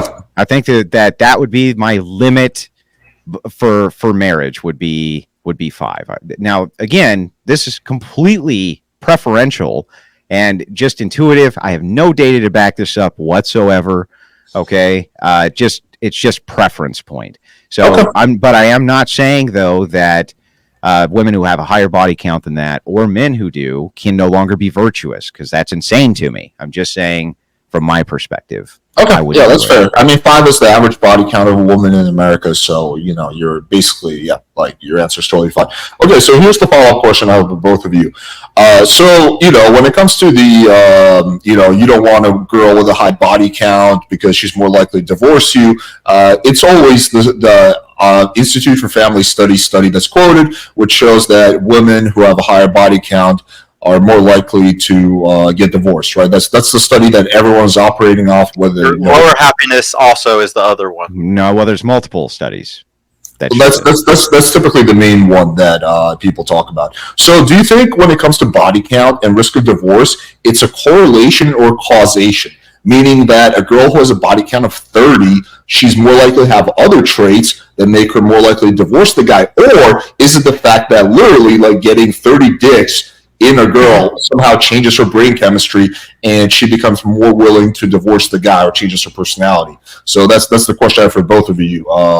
Whoever wants to start first. Do you think it's a correlation, causation, or do you think it's some combination of both? And if you think it's a combination, which one is more important? Yeah, so environment and genes are going to play a part in everything for everybody. So if you come from, a lot of this has to do with upbringing, initial upbringing and environment, I think. So if you come from broken homes, things like this, you can see the correlate there between promiscuous behavior and non-promiscuous behavior, or what you would call body count, just from the roots of where you come from. The more fucked up your home life is, the more likely you are to engage in high-risk behavior, male or female. So I would say that the environmental factor is massive in this instance. However, if you're coming from a well-to-do, highly religious home who has good roots. Andrew, you might misunderstand the question, or I think you're misunderstanding the question. I understand that, like whether a girl is to have a high body count, that can be environmental and genetic, right? But that's not what I'm asking. I'm asking the link between divorce, like the chance of the woman divorcing you, and her body count. Do you think that is purely correlative? Or do you think that there's actually a causation thing here? Like when a girl goes out and fucks a bunch of dudes, that makes her more inclined just through that action to divorce her future husband. Well, it's both. That's my point, is that it's both. Is that it's environmental and genetic. So there could be genetic indicators which would move a woman towards that type of thought process the more men she sleeps with, whereas other women could have genetic indicators where they would not. They could have what you would call like a very promiscuous lifestyle, give it all up and not give a shit about it. So there's going to be a genetic and environmental cause for both of these. So I don't think that it's purely causal, and there are other correlates there as well. So you think it's a combination of correlation and causation, correct? Yeah, I think it's a combination of both, absolutely. And I don't think that that's even something which is that heavily disputed. I mean, I think you might be right, but I do think there's some people who disagree with you on that. Do you think one is like more prevalent than the other? Do you think it's more correlative or more causative? I think it's more causative. I think the more men a woman sleeps with, the less her inhibitions to continue to sleeping with men become. And the reason that I think this is because they also feel like they're broken goods or things like this. And it seems like once the genie's out of the bottle, they have less restraint on that behavior. I think of it like I do a crack addict, right? If he's 2 months into smoking crack, right, what's another 3 months, right? It's like once you're already in it, it seems like it's way harder to stop it. So I do think that there's a massive causation effect there. But I also would take those other factors into consideration. Now, when you say it's more causative, do you mean like 60% or like 90%? Just a ballpark. It could be as high as 95%. I don't know, but I would say it's far past 60%. Yeah. Okay, it's largely causative. All right, Sergio, same question. Yeah. I really think that a woman the more people that she sleeps around, she's going to have that mentality of 1 foot in, 1 foot out. I think that it's a habit, kind of like the drug addict. Like once you sit there and you've done this so many times, it's not going to feel, or no, I guess it's not. I don't really actually see it. I don't know. Honestly, it's really hard. I kind of feel like Andrew on this one, where it's kind of more in the middle. It's just. Well, Andrew's not in the middle. He feels it's largely causative, but there's an element of correlative, but he thinks it's mostly causative. Yeah, and I would probably say exactly the same. I think that a woman that gets to that point, she's going to have 1 foot in and 1 foot out. It's going to be really hard for her to stay in the relationship because she's experienced so much other shit.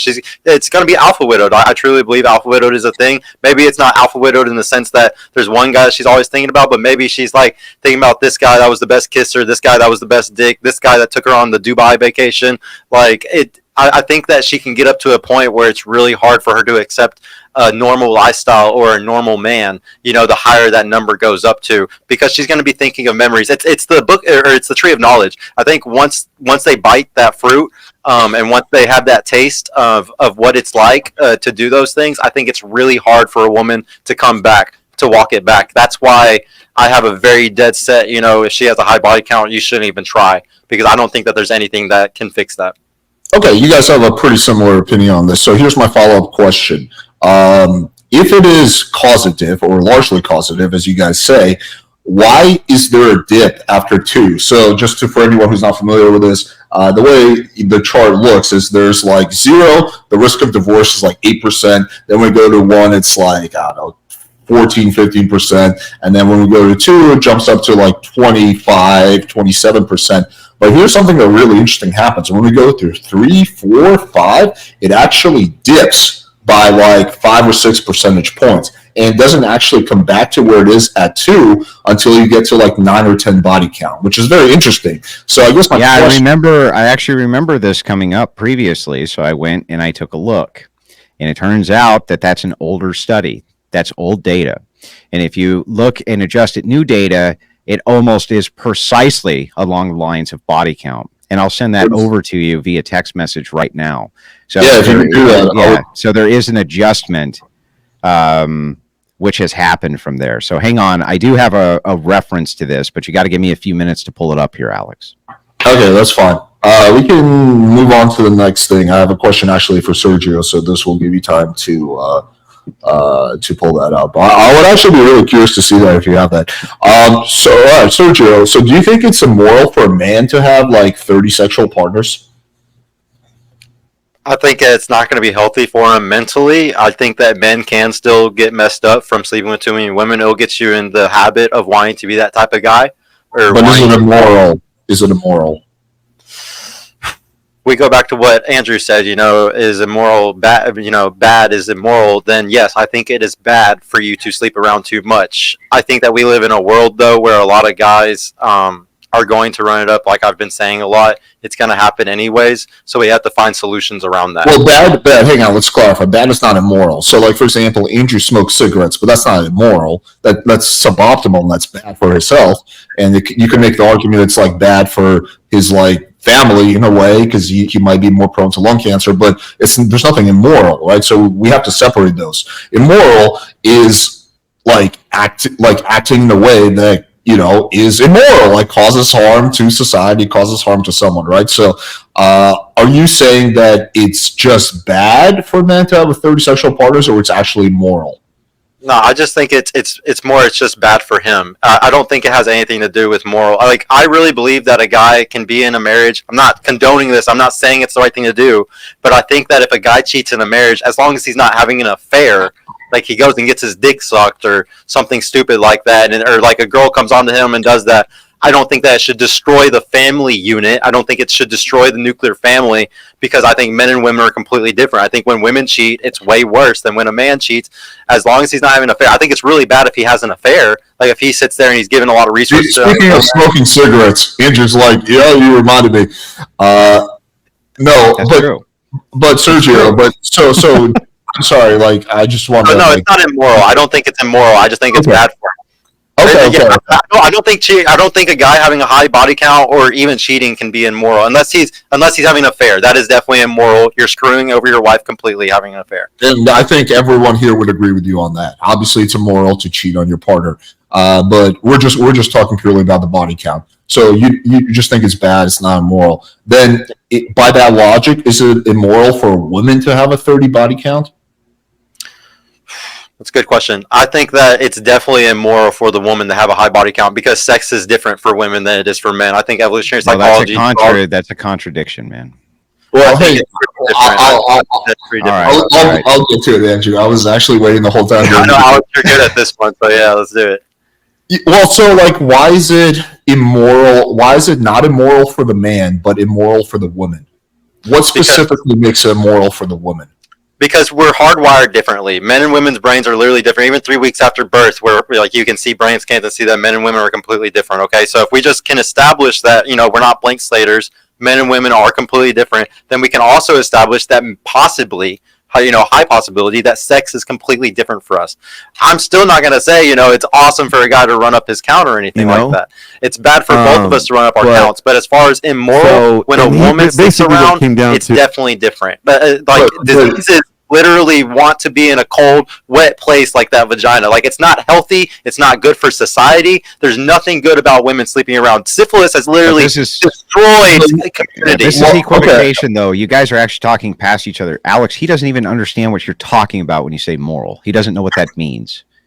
And it's not a dunk on you, right? Is that true? Well, because you said moral is good, and then he's telling me that moral doesn't hurt others. So what do we want to say moral is, guys? You can't really make these claims. You can't say, unless you had some grounding or something to base this on. What Alex is alluding to is he's saying, listen, you can't say it's moral for men to go fuck 30 women, but it's immoral for women to go have sex with 30 men.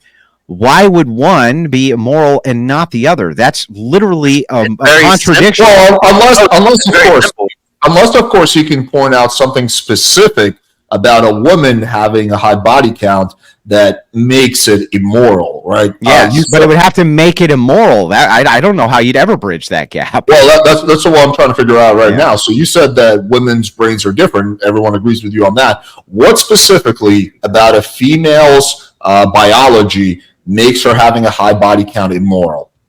She's hardwired to understand that she has to protect her vagina. She is hardwired to know this. And men are hardwired to want quantity. Women want the best quality, men want quantity. It's always been that way throughout all of history. And the only thing that's tamed us over the last 6,000 years was religion. That's the only reason why we are tamed. Bro, let me make it super easy. I can make this way easier. Men only read it for a long time. Hang on. I can make this way easier for you, okay? You would agree with me that men are far more hardwired to murder than women, right? Of course, violence, yes. Right. Okay, so is it less moral then for a woman to kill a man or murder somebody than a man? It's not less moral, but is there more situations where she's not more? So it's not more or less immoral. So why, in that case? Well, no. Actually, I take that back. It could be because the thing is, if she's doing it to protect herself, because if she stabs a guy who's beating the shit out of her, the word murder means unjustified killing. So if a man is unjustified in killing and a woman is unjustified in killing, they're both murderers. Is one more immoral or less immoral than the other? And I think the answer would be no, right? Yeah, no. Okay, so if that's true, how in the world could you just say, because the natures of them are different, which you're reasoning out here, you're saying the nature of men is that they murder more, and the nature of women is they murder less, but you hold both of these moral standards as equivalent, right? Yeah, but then when it comes to the sexual morality, you hold them as unequivalent, which makes no fucking sense. That's not how morality works. Actually, it makes perfect sense because it's called apples and oranges. They're two completely different fucking things. How can you compare murder to somebody sleeping around? Something that creates life, something that creates disease, it creates life, it does all types of other things. You're comparing that to somebody being murdered. When people say apples and oranges, listen, when people say apples and oranges, you don't really understand what that reference is for. The reference of apples and oranges is to say that what do I compare an apple to in order to get you to understand what an apple is without an apple? I would say it's like an orange, right? That's an analogy. So when I'm using an analogy, nothing's ever going to map on equivalent to anything else ever. That's why it's an analogy. So when I'm sometimes there's false equivalents. That's a false equivalent. That's it. You could say something is a false equivalence, but in this particular case, I'm not saying that they're equivalent. I'm saying that the analogy for the moral standard is equivalent. Let me give you a different analogy that might make more sense. Do you think it's immoral for people to be overweight? No. But we are hardwired as humans to be healthy and want to not be fat, right? Like no, we're not. We're hardwired to be animals. We're monkeys, and we can get addicted to anything. We are not hardwired to be healthy at all. Is it? If we can get addicted to anything, then that woman is just getting addicted to casual sex. So why is it immoral?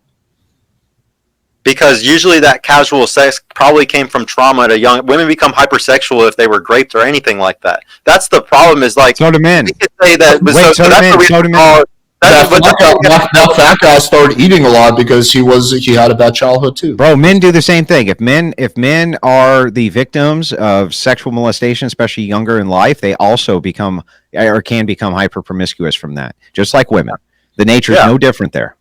Yeah, I just think that one is definitely more damaging to society than the other one. That's all I'm saying. I definitely think that a woman who sleeps around is going to ruin the reason why Adam and Eve. I know that you're a fundamentalist, so you take everything in the Bible literal. I'm but not a fundamentalist. I don't even know what you don't know what you mean by that. I'm just trolling you, bro. But the bottom line is that the whole story of Adam and Eve, the whole reason why that was even written in the Torah thousands of years ago, is because the analogy for if women fall to temptation, we both fall out of Eden. We both do. Men and women are both screwed if women sleep around. So it is just worse if women do it. They are supposed to be pure. Just like how men are strong, powerful. Hang on. You can make the argument. You can make the argument that it's worse from a effect perspective if women have more casual sex, but that doesn't mean that it will be immoral, right? It's not good for society that like fucking 60% of our country is fat. But that doesn't mean it's immoral to eat fast food. I feel like I think we might be talking past each other, like Andrew said. But if you're saying that you're not talking, you've just caught somebody in cognitive dissonance, Alex, and this is what it looks like. When somebody is suffering from cognitive dissonance, it always seems like they're making no sense and don't understand you. He does understand. He just can't reconcile this. He can't do it. And so, isn't it funny that the GGN is much nicer than the religious person? But anyway, so that aside, I'm not being mean. I'm just pointing out what's obvious to everybody. Okay. Anyway, so Sergio, you said that what's it called? It's not immoral for someone to be obese, right? And then when I asked you, well, what's the difference? Why? You said, well, people can get addicted to anything, even fast food. I was like, okay, well, what if that girl got addicted to random dick? Oh, well, that came from trauma. So, but then I said after that, well, what if that fat person got addicted to fast food as a result of trauma he had in his childhood? Would then that be moral if the guy who eats McDonald's every day had some trauma in his childhood? Yeah, no, I don't think it's the same because of it's a false equivalence to me. Like, I think that we're comparing things that are so drastically different. What are we allowed to compare? Around is so different than somebody who is overweight. No. You can't get away with this bullshit. Listen, what are we allowed to ever compare? Can we make any comparison to you anything? Compare a woman to a car. I love those analogies. Okay, so if we can, that's all we can do. We can, but they're different things, Sergio. I don't understand. They're different things, so we're not allowed to compare them. We're not allowed to make analogies based on things that are other things. This is actually why there's such thing as the Bible, is because there's so much nuance to shit, and they had to go into detail and descriptives and prescriptions into heavy detail and nuance. Well, that argument doesn't sway me because I don't believe in the Bible, so that's like more for an argument for Andrew, but. Can you explain to me why it's not it's a false equivalence? Alex, you're honestly convincing me of the moral argument that there is nothing moral about it. It's just a personal view, though, for me, that I think that woman has bad morals if she does it. I think that a guy who sleeps around, because we're hardwired that way, because for 100,000 years as Homo sapiens, we were hardwired to want quantity, and that women were hardwired by your evolutionary standard to kill each other, and you think that's immoral. Yes. Don't you understand? Like it's a silly argument. You can't just say because the nature of a thing is that you do the thing, but you don't have to do the thing, then that means you must do the thing. That's insane. It makes no sense. I'm just saying what is, like what is, like how the world is. That's all I'm saying. It is not a requirement of the world that you fuck a woman and give her plan B the next day. You're hardwired to do that, Sergio. Yeah, I think we're kind of going in circles here, but my final thought on this, I feel like you either got to say that having high body count is immoral for both men and women, or it's not immoral for either. You can say it's worse for women. If men and women were blank slates, I would 1,000% agree with you. But we're not blank slates. Men and women are completely different. We're hardwired completely different. Everyone understands that men and women are different. So because of that, that's why But what specifically about a woman being different makes it immoral. The one thing you said is that she's hardwired not to sleep around. Even if I grant you that, right? If we go off what Andrew said, like people are hardwired to do all kinds of things that they do, but then you wouldn't say that's immoral. Like you wouldn't say someone who murders someone because they're prone to rage is moral because they have that hardwiring. You wouldn't say that someone who got addicted to fast food is immoral because he's hardwired to do that. So it seems like the hardwiring doesn't actually mean anything. Well, actually, I don't think we're hardwired to just kill people. I actually believe in don't get me wrong, there's a percentage chance of you being born a sociopath or a psychopath. Yeah, but you're just hardwired. You're not doing anything immoral. Most people are altruistic, though. Most of society has gotten to the point that we're at because of altruism. Well, this is actually a good point. If you're born a person with borderline personality disorder, okay, and you don't have whatever this altruism is, are you doing anything immoral by killing somebody without justification? If you're born with a cluster B disorder, what? If you're born without altruism, one of these outliers you're talking about, and you become some like psychopathic murderer, are you doing something immoral? Well, obviously, everybody in society, it's about what we all see it as, and we would all say morals are just the collective of society. So then if this collective of society decides that men having a higher body count than women is immoral, then that would make it immoral, right, Sergio? Yeah, and there's a lot of people who agree with me and would say that it is immoral for women to sleep around. Oh, I can't believe No. Andrew said something different. He didn't say what you responded to. No, I said if society decreed that men having a higher body count than women made them more immoral than women, you would now have to bite the bullet that they were more immoral because society said so. Okay, society loves men that sleep around. Society worships. We're not on the descriptive is. We're on the, by your logic, if society determines what is moral and what is not moral, then if society determines that women being sluts is moral and men, even having sex once is immoral, then that would mean that it is, right, Sergio? Yes, I go by what is. Yes, what society thinks. And society thinks we all judge people based off of these types of things. We think what if society said that it's okay to have sex with dead bodies? Would you say that that's moral then? I guess we're kind of going into ethics at this point, aren't we? No, it's just a basic ask question. What if society said it's okay to dig up your Grammy and really give it to her? Is it okay then, Sergio? Can they run a whole train on your dead grandma, Sergio, because they all collectively said that they could? Is that moral, Sergio? Oh my God, this grandstanding is hilarious. Y'all don't even make any sense. Y'all aren't even answering this question, so answer it. Dude, it doesn't make any sense. It's such a false equivalence. It doesn't even make any sense. No, Sergio, let me try to explain this in a nicer way, and I will move on right after this. But the reason for the question, for the hypotheticals, is test your logic, and the best way to test your logic is with extreme hypotheticals, because those are the ones that really drive the point across, right? So that's why he's asking that. So you made an earlier point that, hey, I go off.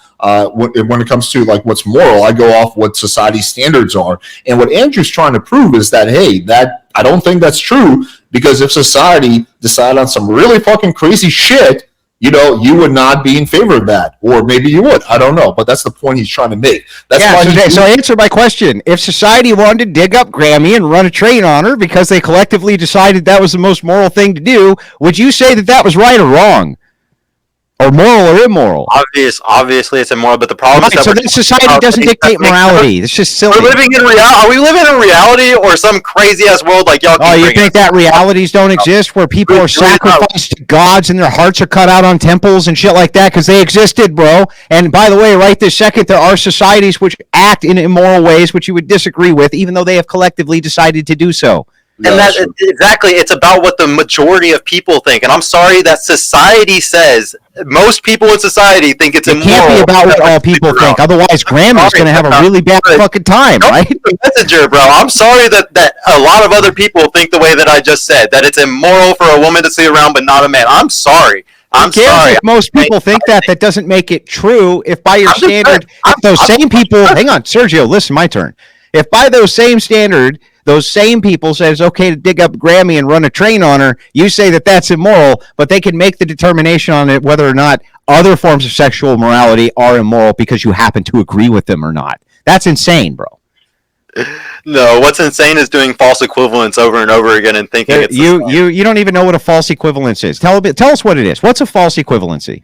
You're literally trying to equate that because you're trying to equate murder to shit like a woman sleeping around or men and women sleeping around. It doesn't make sense. He's using a hypothetical to test your logic. No, Sergio, he's not doing that. Like, trust me, I constantly argue with Andrew, and if he was doing that, I would definitely call it out. But that's not what he's doing. He's using a hypothetical to test your logic, right? That's what he. But I'm not here to beat him up anymore on this, right? He's not prepared for that conversation, and that's fine. I'm fine with moving on from this. We're kind of beating Grandma's dead corpse at this point. I'll give that one, bro. I'll give it to you. If y'all want to die on that hill, y'all could die on that hill. I'm totally fine with that one. Okay, so here's the last thing I wrote down. You said, Sergio, I think actually, I don't know if both of you guys agreed on this, but I think I heard you say this, Sergio. Men are logical, women are emotional. So my follow-up question to that is, who do you think gets angry more, men or women? I think probably actually women. Really? Okay. Mm-hmm. You think women are more prone to rage and anger? Yeah, I think that they're just less prone to show it. Okay, interesting. I think a young man might be more emotional sometimes if they haven't learned, if they were raised by single like today they were raised by single mothers or anything like that. I definitely would say, I can be honest and say in my early relationships I was more emotional than I am now. The relationship I'm in now and how stoic I can be, and who's more emotional in my current relationship, definitely my girl. But it's because I have the frame and I'm sure. I never fall down to her level and on any of those things. But when I was young, oh yeah, your girl shit tests you yell right back or something, you know? When you don't know better, you haven't read, meditations yet or anything like that. A lot of guys they don't have good role models teaching them how to be good stoic men and not let their women, drag them into a gutter like that. I think that there are men that are emotional, but they just haven't learned yet. Okay, I think women are more prone to all emotion. I agree with everything. Okay, Andrew, you did answer the question. So, Sergio, I agree with everything you said, but that is actually besides the point. What I'm asking you is, if we take men, not just you, but men as a whole, as a collective, and women as a collective, right? Which category do you think will be more prone to anger, more prone to violence? Well, violence is actually not an emotion; it's an action, but it comes from anger, generally speaking. So, who do you think is going to be more prone to anger? Is it going to be men or women? 1,000% men. Okay, there we go. So then by your logic, so Andrew believes something different, which is fine, but by your logic, then would the statement not be men and women are emotional in different ways? Not that women are more emotional? Like, anger is an emotion, right? If men are, way more emotional than women, if men are way more angry than women, then it just seems like men and women are emotional in different ways. But to kind of back up Sergio here just a little bit, just remember that lesbians have the highest domestic violence in the United States, period, out of all categories. Lesbian domestic abuse and women's domestic abuse is much higher than was previously thought. So it could just be possible that women are much more prone to being prey to their emotions than men are generally. Right now, I'm not sure that I would say that they experience anger in far greater quantities, but I do think that they're more prone to all of their emotions than men are. That's just kind of my take. Yeah, I do think the lesbians. I'm not familiar with that statistic, but I'll take your word for it. I do think the lesbians might be a little bit of an exception, I think, for a variety of reasons. I think, number one, like, it's a very small percentage, subset. Because they're women cohabitating, and fucking women cohabitating hate each other. That's why. I think also, like, if I'm just being honest and serious, I think that, like, in a lesbian relationship, like, one of the girls is like, the butch or whatever, right? And so, like, that's not your average female. That's not your average, like, feminine girl. That's like a very they're degens, masculine. Well, no, but there's a lot of, like, feminine degens though, right? Like, they're like, you can be feminine, but so what I'm saying is those are not like your average feminine girls. They're actually very masculine. They're adopting a lot of masculine traits, which I think is what probably causes, a lot of shit like that. Yeah, but that's not going to change their physiology. Even if they're trying to adopt the traits, they're not like taking hormones or anything that's going to mess with their physiology. So thing is like ultimately, I just think that women are much more enslaved to their emotions than men are. Now, that's not to say that there's not a ton of the demographic of men who aren't enslaved to their emotions either. I just think that they're less prone to them on average than women are. That's all I'm saying. Yeah, I think my position on this, which I've said many times, is I think that men and women are emotional in different ways. I think human beings in general are largely emotional. I think a lot of these red pill podcasts LARP around like, oh, we're so logical, but then they're like have like fucking temper tantrums all the time. I think as a man and as a woman, you can become, very logical, and you can, through meditation, through other practices, you can like gain like largely control of your emotions. I've done that. Seems like which sex do you think is more prone to doing that? In terms of taking that road, probably men. Probably men. Why do you think men would be more inclined to do that if men were just as much enslaved to their emotions? Because I think there's more benefit for men to do that. What's the benefit? The benefit that they is have that women wouldn't have. The benefit is that you will, for men, it's a lot harder to get girls, and for girls, it's a lot easier to get men. So for the men, it will improve your success with women. It could potentially improve your success with work and stuff like that. So yeah, I think there's more benefits. Men and women generally gravitate towards different careers. So if you're like, wait, that makes no sense, because if a woman had good self-control, then she would be at less risk for the promiscuity, which then makes her less desirable for men. So why wouldn't it have an equal amount of benefits for her to have self-control of her own behavior as well? I can explain that. Because a woman who has a body count of 30, 40, 50, it will still have a way easier time getting a boyfriend than a guy who's perfect in every way. But not the high-value men they want. The whole high value man thing is largely overestimated. Women, generally speaking, when it comes to long term relationships, they don't actually value looks. There's no correlation there. They look at guys that typically look at internal factors, altruism being a big one. So confidence is another one, charisma. So like women.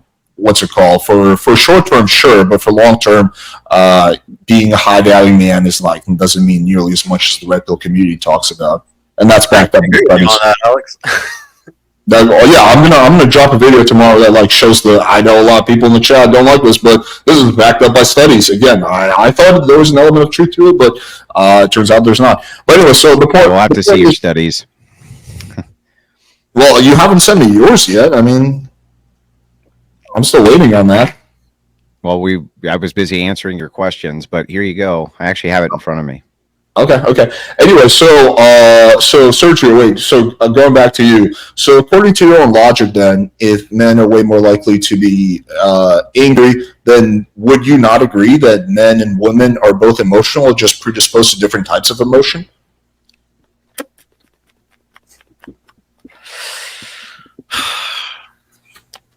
I guess, I'd have to agree with you. Men are more likely to go angry, and women are more likely to go sad. It just depends, man. I really think, because I'm looking back to my own relationship, I'm looking back to the things that I go through, myself. I would say that a woman can be more emotional. Like I said, if the guy is young and he has no experience, the problem is that there's women, when I was 18, 19, 20 years old, losing my virginity, getting my first relationship, that girl was running laps on me with social calibration. If she already had, a 10 body count and I only had 1 or 2, she's going to really have the frame of the relationship. She's going to kind of drag you down into hell. She's going to always bring you down into that childlike emotional state. So it's all about the social calibration. She can be younger than you, but if she has more bodies than you, she has a higher social calibration than you. I really think it's the women that get angry first that drag the men into becoming angry. Don't get me wrong, I can get stressed out and maybe lash because he got popped a tire, or he doesn't have the money for a bill and he's pissed off about it. I think a guy can lash out because they're angry about something, but I think a majority of the time the woman is angry about something that she wants the guy to do. She's shit testing him in some way, and she's dragging him into an emotional state. And most guys fall for that shit all day long because there's no counselors, there's nobody helping men in these type of situations, and teaching them how to be stoic, how to not have these things happen to them in their first few relationships. Yeah, everything you're saying, a dad in the home. Everything you're saying is correct. You're 100% right about everything you just said, but that's kind of a different point. I just think that the women are more emotional. Like, I will say though that the women are more angry though. So like a guy can get more angry. He's more physically violent. He's more physically capable of being more. Hang on. You just said that men are more. When I said, do you think men are more angry, and you said 1,000%. I think that they can get more intensely angry. By the way, I But sent that as far over as, to you, like, Alex. on a time, as far as a timeline goes, like over a long period, like we're looking at guy's entire life, like from his dating life starting at 18 all the way up to 60. I think that, and then we put a woman on the same scale, 18 to 60, that he's with the whole time, and we judged how often she was angry, how often he was angry in that 40 years of them being together. I would say that we would have a chart showing the woman got angry more often than the man. But at the start of it, or when he was younger, I would agree. It just depends what age bracket we're looking at. If we're looking at a young age bracket, then the guys definitely get more angry. If we're looking at the whole bracket, it's women do it more. If we're looking at just the later life, it's definitely women that get more angry. Okay, Andrew, by the way, it's private, so I had to request access, so you have to grant me access to the Google Doc. Yeah, I mean, I think that, like, my position on this has been pretty consistent. I think that men and women are predisposed to different types of anger. I mean, different type of emotions. I think that, like, if you look at, for example, stupid crimes, it's like predominantly, like, vast majority of it is committed by men. Like stupid shit, like fucking driving away from a cop when you have like nothing really to be worried about, or like someone in the face, or committing assault. All these stupid crimes predominantly committed by men. Women generally don't do that. Women are predisposed to other types of emotion, like like being sad and crying and stuff like that. So yeah, I always found that to be like a red pill cop out when they sell. Oh, men are logical, bro, and women are emotional, bro. But at the same time, like, these people are literally like the most emotional people I've ever seen. But anyway, that's just a side point. All right, we can move on from this. We can get to the bring some people on, and then we'll wrap up. Let me read one super chat because I'm gonna go pee really quick. Is that okay? Yeah, it's okay. You don't need my permission. Okay, let me see if there's any. He needs to go call his 2 dads and 2 moms real quick. And Oh, come on, Andrew. Everything's nice. Women are emotional because of hormonal levels each month. Therefore, women are emotional. Come on, dude. Women do have swings in hormones, but that in of itself, like, for example, if you look at me, you can check testosterone. Like, my testosterone is super duper high, right? Like, you would think if you just look at my like hormones that I'll be really, really angry or predisposed to anger or like have flip outs. I don't. I'm like probably one of the most calm people you guys have seen, right? So there's not always a I know you're freaking out right now, bro. You need to calm down. Okay. Most of the priests and pastors are feminists, don't hold the women accountable. Men are held to high standard. Women are given a free pass. Do you agree with this, Andrew? Yeah. Okay. I don't disagree. Question for Andrew: how can things shift right culturally? Man, that's a difficult question, and it would literally take me 15 minutes to give a kind of an overarching explanation. But you can't actually shift culture right. It is shifting right anyway, because otherwise conversations like this wouldn't even be happening. But the Overton window has been subtly moving back to the right. The pendulum always swings within the left-right dichotomy. So I'm not looking necessarily for some kind of overnight plan, but I do want to start getting people at least mobilized in the political spectrum and starting to move that direction at the very least, rather than just kind of accepting that this is the way things have to be. But most of my plan relies on the next generation and the generation after them, with a strong installation of values, knowing that the birth rate crisis, though apparently there isn't one, if you listen to Alex and Vosh the other night. Hang on. We got to clarify this. I never said that there's not declining birth rate in the West. Of course there is. And actually, globally, if you look at globally, what's happening is their population is increasing, but the birth rate is not doing too well, right? And that, a lot of that is because people are living longer, right? So we have to separate population. So if the replacement rate, so if the replacement rate goes down, what's going to necessarily happen to the population? Well, it seems like, according to all the predictions, with the exception of that study you sent me, is that it's going up and up and up.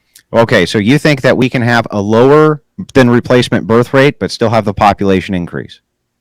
I think it depends on what level. Like No, what level? no. Listen, the longer it's people not possible. It's impossible. Alex. It's impossible for us to have less than replacement rate births and still have a population going up. Is there any possible way you could justify how that could be possible? I'm about to answer you. The replacement birth rate, like what that number is it 1.86 like it is now, or is it? And how many people do you need? I'm about to answer. 1.95 will depend on how long people live and a lot of factors like that. How many infant mortality rates, like how many infants die at birth. Like there will be other stuff that plays into that number and that will swing it up or down. Alex, I just want to make sure that you're on record saying that you think it's possible to have a less than replacement birth rate and still have the population continue to climb. No, of course not. I've never said that. Okay, so then the global population, if we have a less than replacement birth rate, necessarily is going to do what? If we have less than the replacement birth rate, then it will ultimately go down. But you're missing the point that I'm trying to make, which is that with advances in technology and like less infant mortality, that we can have less kids and still have the replacement birth rate not possible can change. Let's say we lived until we were 1,000 years old, but the birth rate was less than the replacement rate for all human beings on planet Earth. Even if it was 1,000 years old for our life rate, could you possibly explain to me how it could be that you would maintain the same population? Do you think that if we completely eliminate infant mortality, that the replacement birth rate would not decrease? What in the fucking world does that have to do with anything? Well, actually, that's the whole point I'm trying to make. Like, one more time.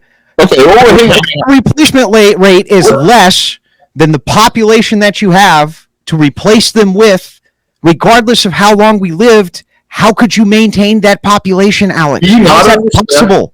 Do you not understand that the replacement rate will vary based on certain things that happen with science and technology and medicine? Why is this such a hard fucking question to answer? Hang on. Do you think like if we take somewhere like Africa, where there is I'm just throwing a number out there, a 25% infant mortality rate, and do you think if we somehow eliminated that and become zero, that by default would make the replacement rate go down by a little bit? Well, no, it would make the birth rate go up.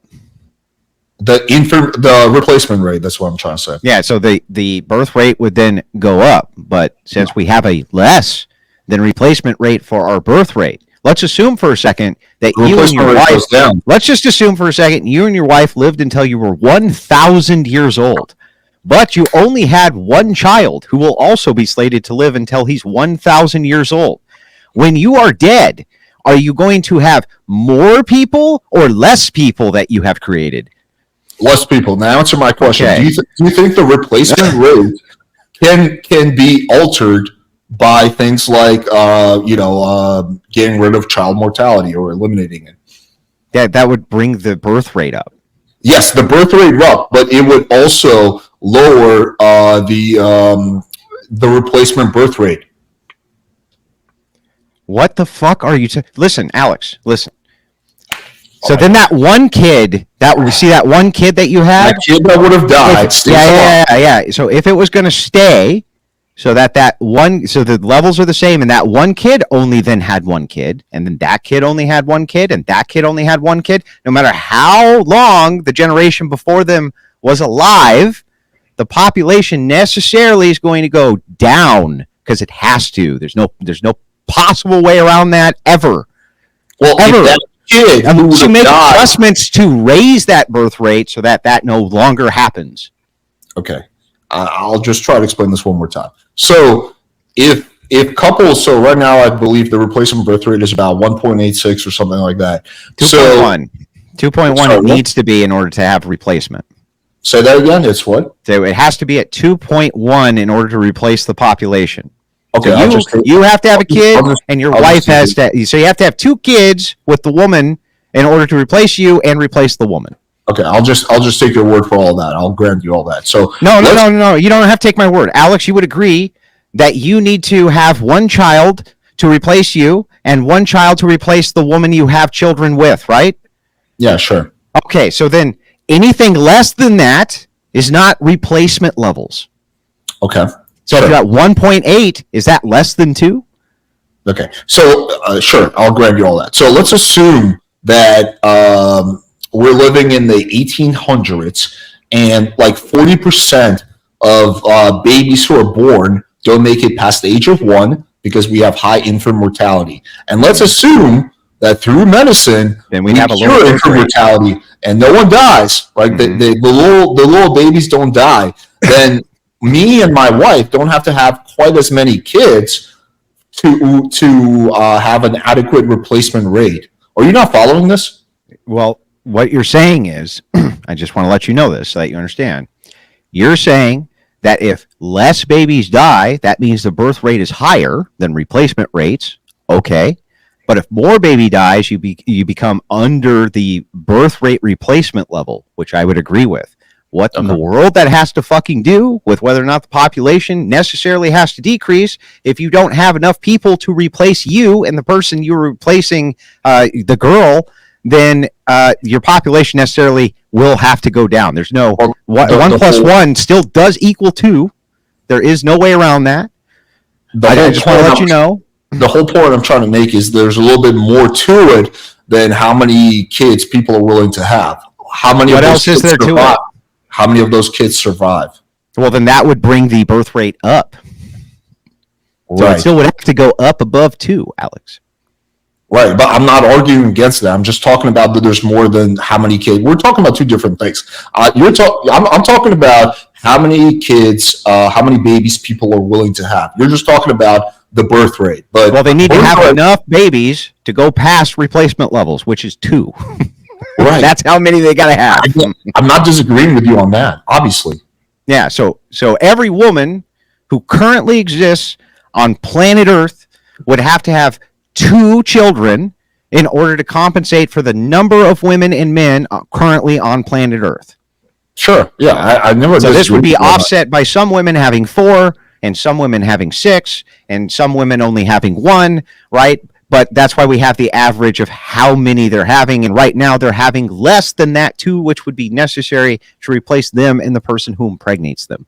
Yeah, sure. That's all fine. I just seemed like you were disagreeing with me about the importance of or the significance of infant mortality being eliminated and technological advance. Well, that would just bring the birth rate up. But infant mortality is extremely low now. Well, no, I don't think that would actually bring the birth rate up? Yeah, if more babies survived past X, it would have to necessarily bring the birth rate up because now you have babies who are alive past birth.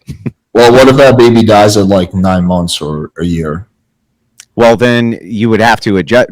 So when you're talking about infant mortality rates, I think that's up to 7, or it used to be up to 7 that they considered it up to before they considered that an infant death. And yes, infant mortality rates have always been factored in to your population levels and the birth rate. So, but right now it's extraordinarily low everywhere basically on planet Earth. I mean, infant mortality is, it used to be, I think in the 1800s when this was beginning to be recorded, I think that it was as high as like 4 on average per woman. It was like insanely high, but now it's not. It's in first world countries, it's really low, but in third world countries, it's still extremely low in third world countries too. Really? In fact, as a first world nation, the United States has one of the highest infant mortality rates on planet Earth. Wait, that's definitely in terms of out of like first world countries, it's up there, but it's like out of all countries, or you say that? No, not out of all countries. It said in the West. So in the West, we have some of the highest infant mortality rates. But when you're talking about even globally, this is not something which is an overwhelmingly big deal anymore when it comes to infant mortality. I'm gonna not if you compare it to like the 1800s and 1900s, early 1900s, things like this. you see that as the birth rate goes down, also infant mortality is going down right alongside of it. I'm looking at this right now. Yeah, it's definitely gone down. I don't know. I would need to look into this more, Afghanistan. It's like 1%. Yeah, the worst countries. Okay, it's not as bad as I thought it was. Yeah. Okay, I didn't know that. I thought it was higher, honestly. All right, let's move on. There's basically no more super chat, so let's move on to people on the call. Okay. Hello. Hey, what's going on, guys? Not much, man. Hello. Hey, so I had 2 questions for Purple Pill Podcast. In my opinion, it seems like you guys that have come after Kevin Samuels popped off, to me, it seems like you guys just have these circular conversations where you guys do not represent the past, all the full-blown sectors of the space. When has your podcast brought on, and who have you brought on from the MGTOW or the Black Pill sector? Wait, real quick, Andrew, you still have to give me permission for that document you sent me. Yeah, I don't know how to do that exactly. You will have an email. Just check your email, and it will say Alex. Okay, well, I can't check my email at the moment, but I don't know exactly how I'm supposed to do that. Anyway, go ahead. But I'll make sure that you get it so that you have it for future reference. Yeah, so I've had on quite but you said MGTOW or Black Pillars, so I'm extremely against MGTOW and Black Pill. I hate them the most of anybody else on the internet. If anything, that's what Red Pill is a bunch of Black Pillars and MGTOW, and that's why it's so stupid, is because it's a convoluted group of nothing but those type of people. So I don't like to bring those people on. I've had MLD on, I've had Sterling Cooper on, I've had like a lot of the Red Pill guys on. If you consider those guys Black Pillars or MGTOW, then I guess I've had some of them on, but I don't think those guys are Black Pill at all or MGTOW. I had good talks with Sterling on and off camera about relationships. He agrees with me on a lot of things about relationships. Same with MLD. MLD when he came was really all about relationships as well. Every person that I've had on, Pearl was the one person that really disagreed with me on a lot of stuff. I had Pearl on my show, and we disagreed on a lot. And right now we're having a Twitter war against each other. We disagree on a lot. I went on Rolo's show and debated him. I disagree with Rolo on a lot of shit. I disagree with Michael Sartain, even though me and Michael Sartain are the only 2 people that teach pre-selection. I disagree completely with the way that he teaches pre-selection. He's sending guys to the fire the way that he does it. I don't think I've had Black Pillars and MGTOW on. Wait, you missed the big person. You had me on. That was the most important. Yeah, I had Alex on. I thought we were talking about live people, like actually like in person. Which, Alex, you gotta come to Dallas, bro. What the hell, man? You gotta come to Dallas. Okay, but the problem is it isn't about agreeing with those guys or disagreeing with them, because it doesn't mean I agree with them or disagree with them necessarily. But the point is, you guys day and night, y'all have the same type of discussions that stems from what I call the Kevin Samuels version of the Red Pill, which is this hyper focus on traditional hypergamy, and it's just like an endless well of the same type of conversations you guys have day and night. That's number one. And then number 2, I'll ask you another question. You can take the mic. Number 2, the other thing that I've noticed on all these different podcasts, and it doesn't really matter what the percentage is, 95%, 98%, but it's well over, I would say it's well over 80%.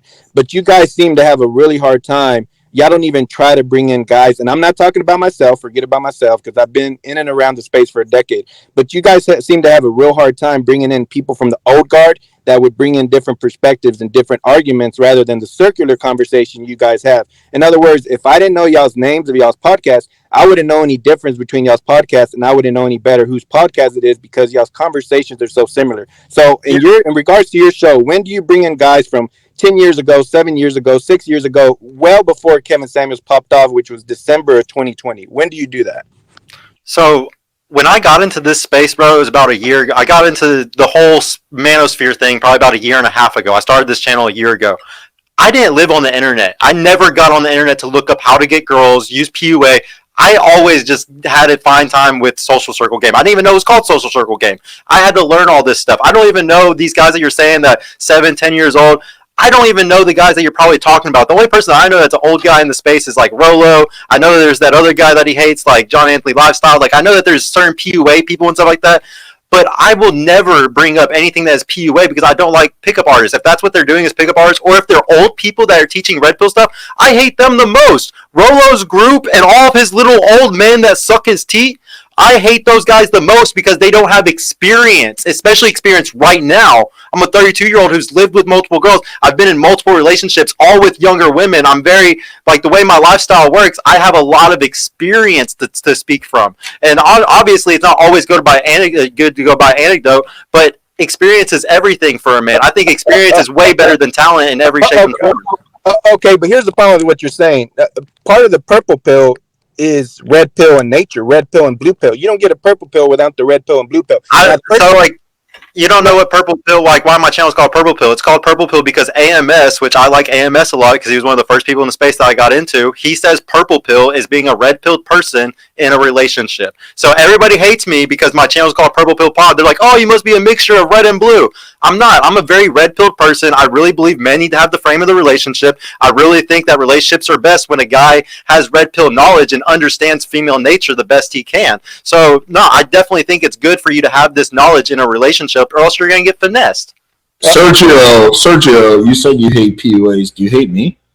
No, I love you because you're like the PUA that is the coolest, bro. Come on. I mean, I'm just not a big on pickup, bro. Like, I think it's something that you need to have, but it's 1% of the equation. Like, I think that you need to have that, but like just to sleep with a girl is one thing, but to lock down a hot young girl where she wants to be in a relationship and she wants to be in your frame in the relationship, that's a whole different ball game. Like, I think PUA doesn't teach that, and like I think PUA does a great job of getting you in the door and all that stuff. But I still think that social circle game runs laps on PUA all day long. Like if a pickup artist can get a girl like 5 or 10%, that is his close rate. My close rate is like 50, 60, 70% because I don't even pursue women. They're coming to me. They already have burning genuine desire. They're already coming into my frame. It's a way different ball game. Like, those two things are so opposite. Okay, but here's the problem. The underlying logic of what you're saying is that the guys in the space, that we didn't come to the space with experience. A lot of guys say what I'm about to say, but I know it's the God honest truth. I came into space with a bunch of experience with a bunch of different women, different cultures, different socioeconomic backgrounds, different ages. So I didn't come to the space to look for information, whether other people do that or don't do that. So the underlying logic of what you're saying is that the guys from the past don't know what they're talking about. If that is true, then why did we produce Kevin Samuels? At the end of the day, the dude got talking points from the entire space, different races, different socioeconomic backgrounds, from different blogs, different books. Rollo Tomasi, Tom Leykis, a radio show from the 1990s. Kevin Samuels doesn't become Kevin Samuels without those talking points. Forget about the background, forget about the suit, forget about any of that stuff, the inclination of, okay, him being a high status, high value man. None of that stuff matters without the elite talking points. The same traps that women would walk into night after night, thousands of women, which is he hung the hypergamy carrot in front of their face, knowing full well. Hey, Alex, I'm sorry to cut you off, man. But Alex, I'm going to get out of here for the night. If you got other people coming on the panel to fight about, because I literally don't give a shit about any of this. If this is like what's going on over here, no, there might be some questions for you. Well, let's limit it to. I mean, if you have to go, I'm not going to keep you, but let's limit it to maybe 2 more minutes for a night, just so we can get through everyone.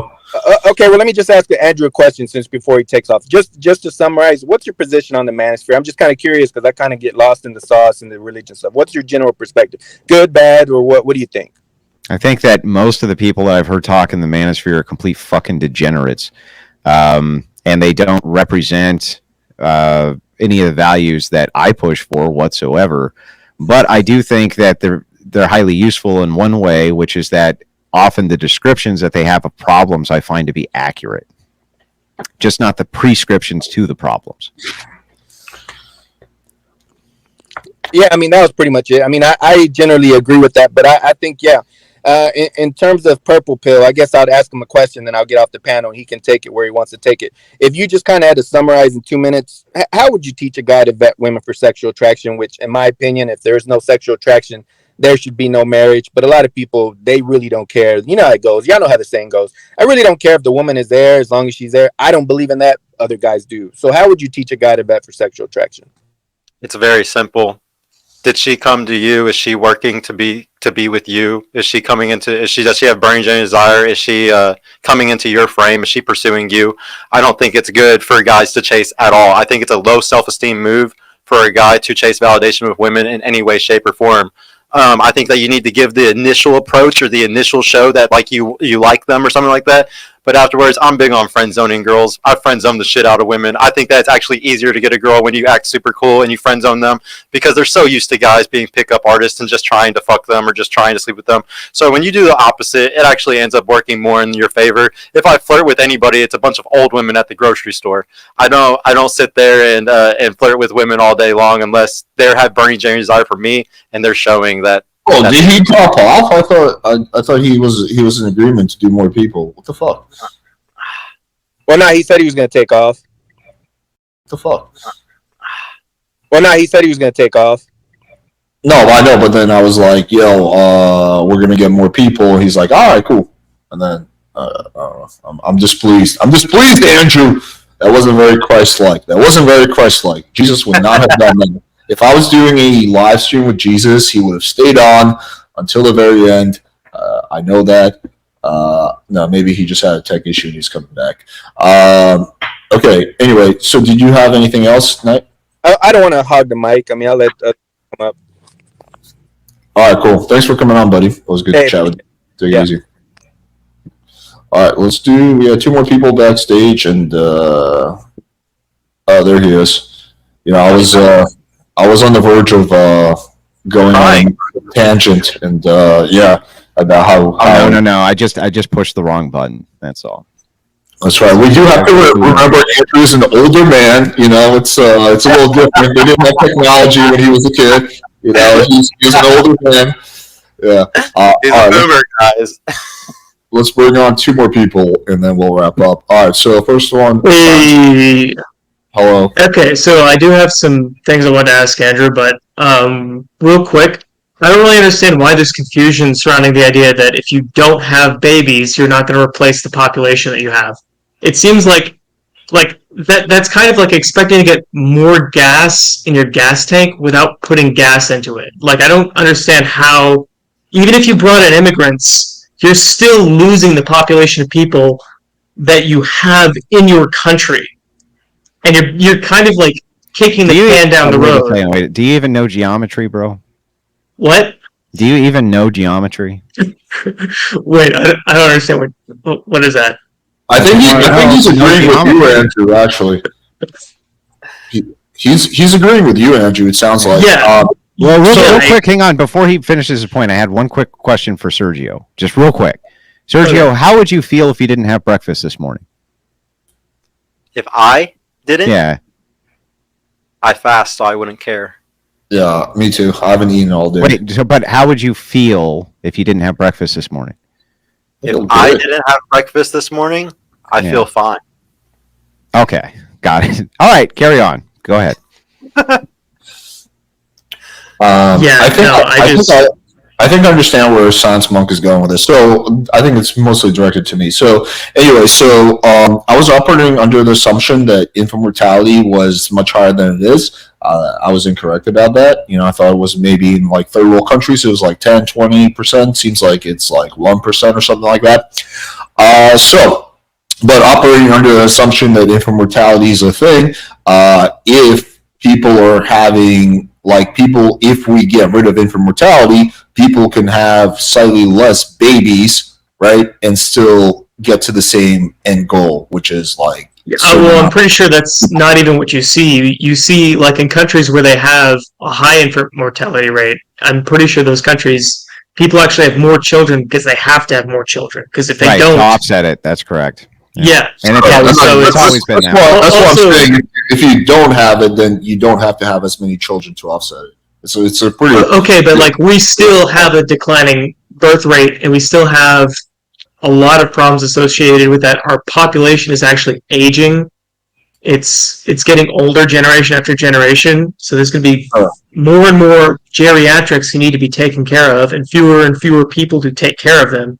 Not to mention the fact that it's just kind of going to suck for a bunch of old people to, get old and not have families around them. That's kind of something that I don't think is very desirable. Well, that's their choice. It was their choice to have kids or not have kids, assuming they don't have any kind of, like procreation issues, like that was their choice, so I don't feel bad for them. But yeah, there's a whole bunch of issues with Social Security and stuff like that. I do agree. I think in the US it's going to be a little dicey, but the hope is that technology can offset a lot of those issues. But we'll see. I don't know. I don't really trust technology to offset the issues. If you're thinking about like automating jobs and just taking care of, I think there's a whole host of problems with that. Well, it's not even like something that we get a choice unless the government like bans it, which they won't. It's something that's happening like every year. Okay, but like there's a first of all, I don't think we should hold out for that for that to happen, because for all we know, like we could run into a problem where we can automate jobs, but we end up creating jobs that we can't automate. Where maybe we don't automate things as quickly as we how can we force people to have children? Like, if you want to say like give tax incentives for people who have a certain amount of kids, I'm all for that. Like, I don't have any issue with that. But like, aside from I think it would help if people believed if more people believed it was a good thing to have children. How do we do that? You do that by influencing the culture that you live in. Like, you don't go around acting like, oh, I guess if you just want to be a free spirit who just does whatever they want to do, that's fine and acceptable. It should be kind of taboo to not be someone who's trying to pursue these, like having children.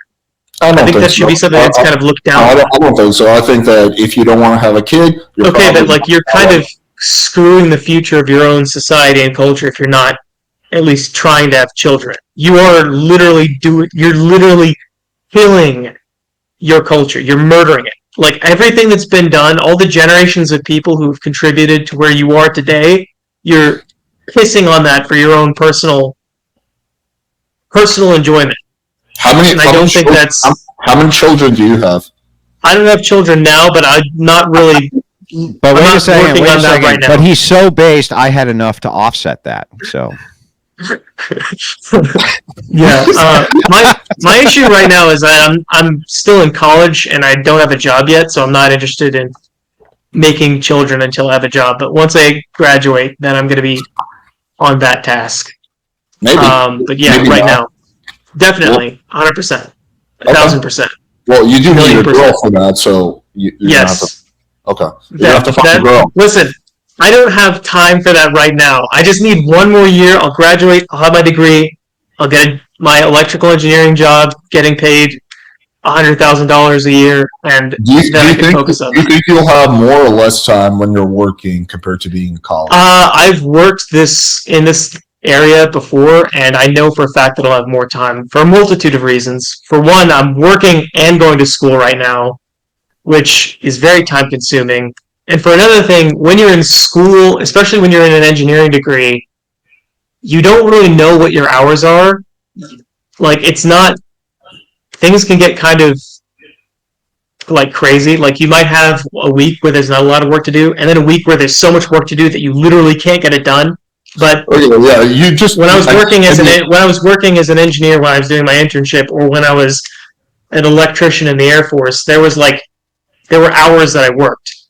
Like, and I knew when I was coming in, and there were some situations where I go overtime. But the real issue is actually going to be money. Like, I need to be able to provide for children if I want to have children. Like, they need to have a house that they can live in.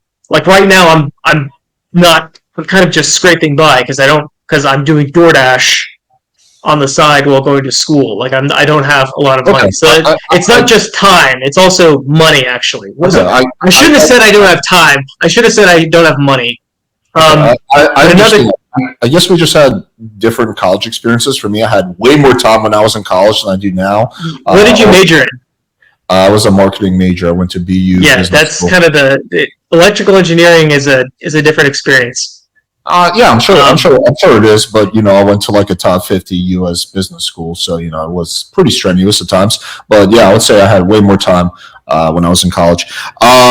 Yeah, I mean, I don't think that people should be like shamed for not wanting to have children. I think that's people's choice. That's like shaming people for I don't know, not volunteering or something like that. Well, no, I think it's like shaming people for not working out would be a better example. For not getting a job, like you're not doing your responsibility as a citizen of your country.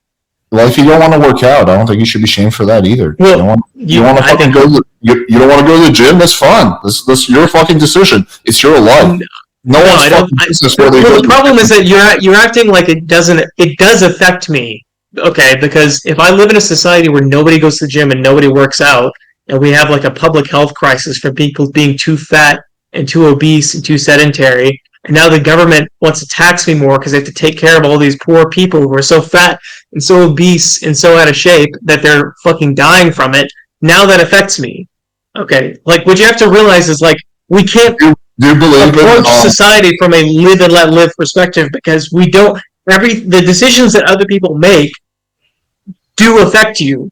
Yeah, when you share a society. When I look at the decisions I'm going to make, I don't think first like, how can I do what's best for society? I think human beings generally think, how can I do what's best for myself? At least that's how most. Well, I think it's fine to have some self-interest, but you should have like some interest in the society that you live in. Like, it's the society you live in. Like, you don't have to be a communist. To some extent, but not with something as big as having children. You can be a good citizen without having children. Anyway, well, also, I think most people actually do want to have children. They just haven't. They're just afraid of the responsibility. Well, they're more than welcome to do whatever the fuck they want. That's their decision. I'm not gonna fucking tell people you gotta have kids and shame them for not doing it if they don't feel like they're up for the challenge of raising a kid, which is a massive challenge. I'm sure Andrew can agree to that. It's not fucking easy to be a father or a mother. I'm not going to say like it becomes easier later when the kids all have to bake you cookies and you tell them. But you kind of like an overlord and talk about shit. It becomes fun. It's pretty fun later. It's pretty miserable at first, but that's okay. Yeah, I'm sure there's a lot of happiness, and I'm sure there's a lot of really great moments and experiences that you wouldn't trade for anything in the world by having children. But again, it's like I did it the wrong way, and it was still the greatest thing that ever happened to me. It was literally dead ass the greatest thing that ever happened to me in my life, and I did it all the fucking wrong way. So I think having kids, period, is fucking good. There for a long time in history, we didn't have marriage, and it still worked out. So I don't know. Yeah, I'm just not in favor of shaming people for not having kids. But anyway, that's my final point on this. Let's. Do you have anything else on? Yeah, we're probably not going to get around to answering this question, but Andrew, why are you an Orthodox Christian?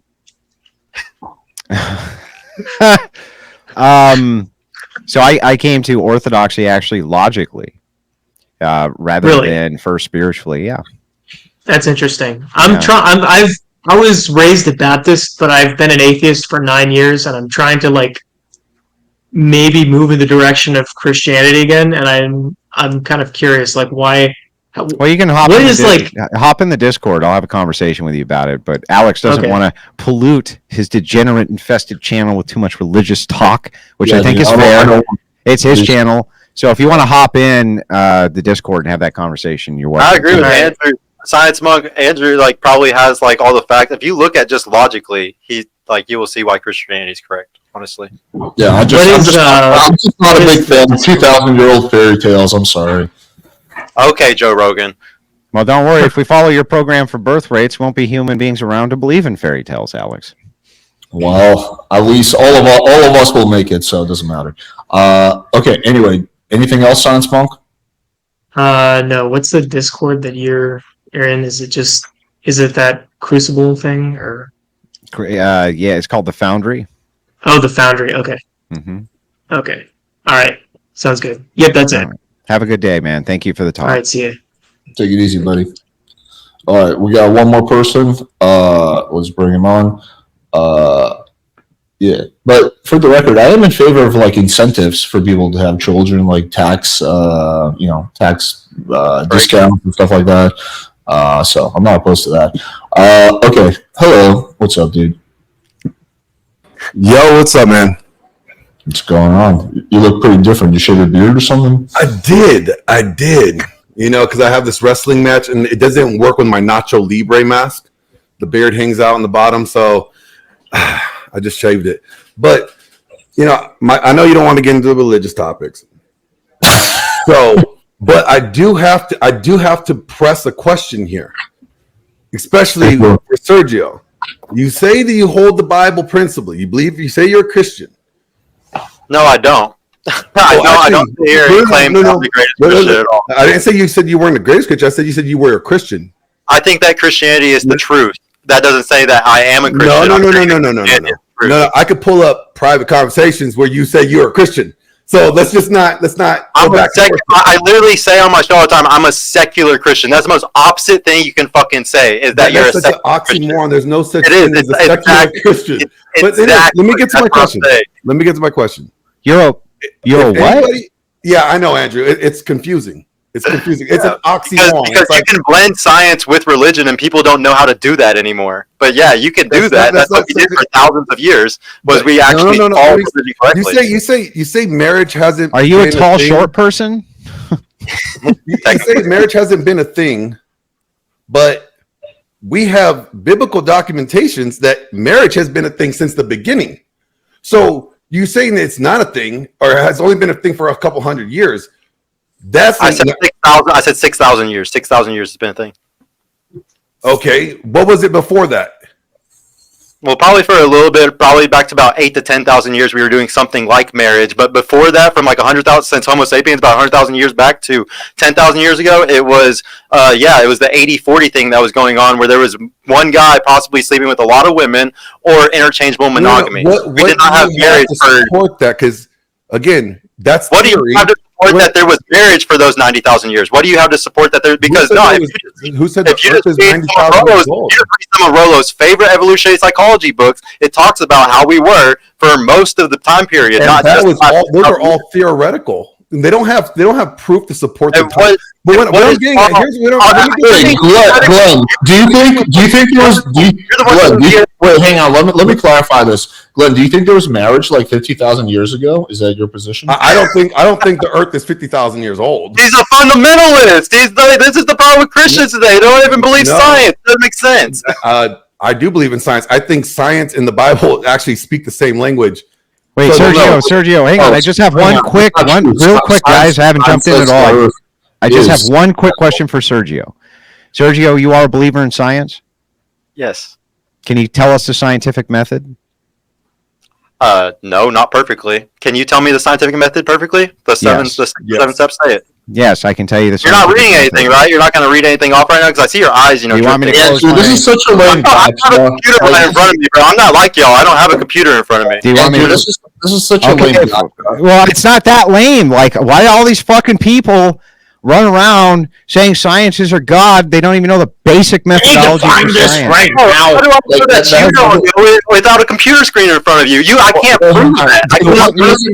It doesn't matter which one of you guys knows the definition to that term or not. Wait, Glenn, what you said earlier, I'm trying to kind of let you guys go at it, but what you said earlier is that it's like that you believe in science too. But no, like when you said that I don't believe the Earth is that old. Well, science does believe that the Earth is much older than that. Science has a theory. There's no empirical data to prove this. You don't believe in carbon dating? Yeah, there's a lot of empirical data. What is this? What replications of it say? Oh, this exactly proves this is exactly this old. Nothing has replicated to do that. Just go look up what carbon dating is on Wikipedia, and you can learn real quick, buddy. But yeah, they have carbon dating where they can look at how old. To the argument about marriage, because that's what you guys were talking about, is that you say we live in a post-marriage society. I say, okay, you might be right there.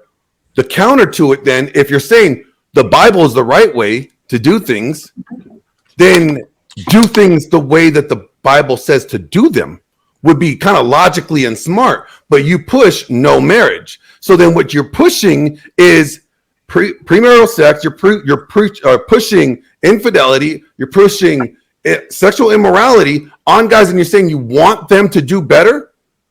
All those things specifically all those things cause problems to begin with.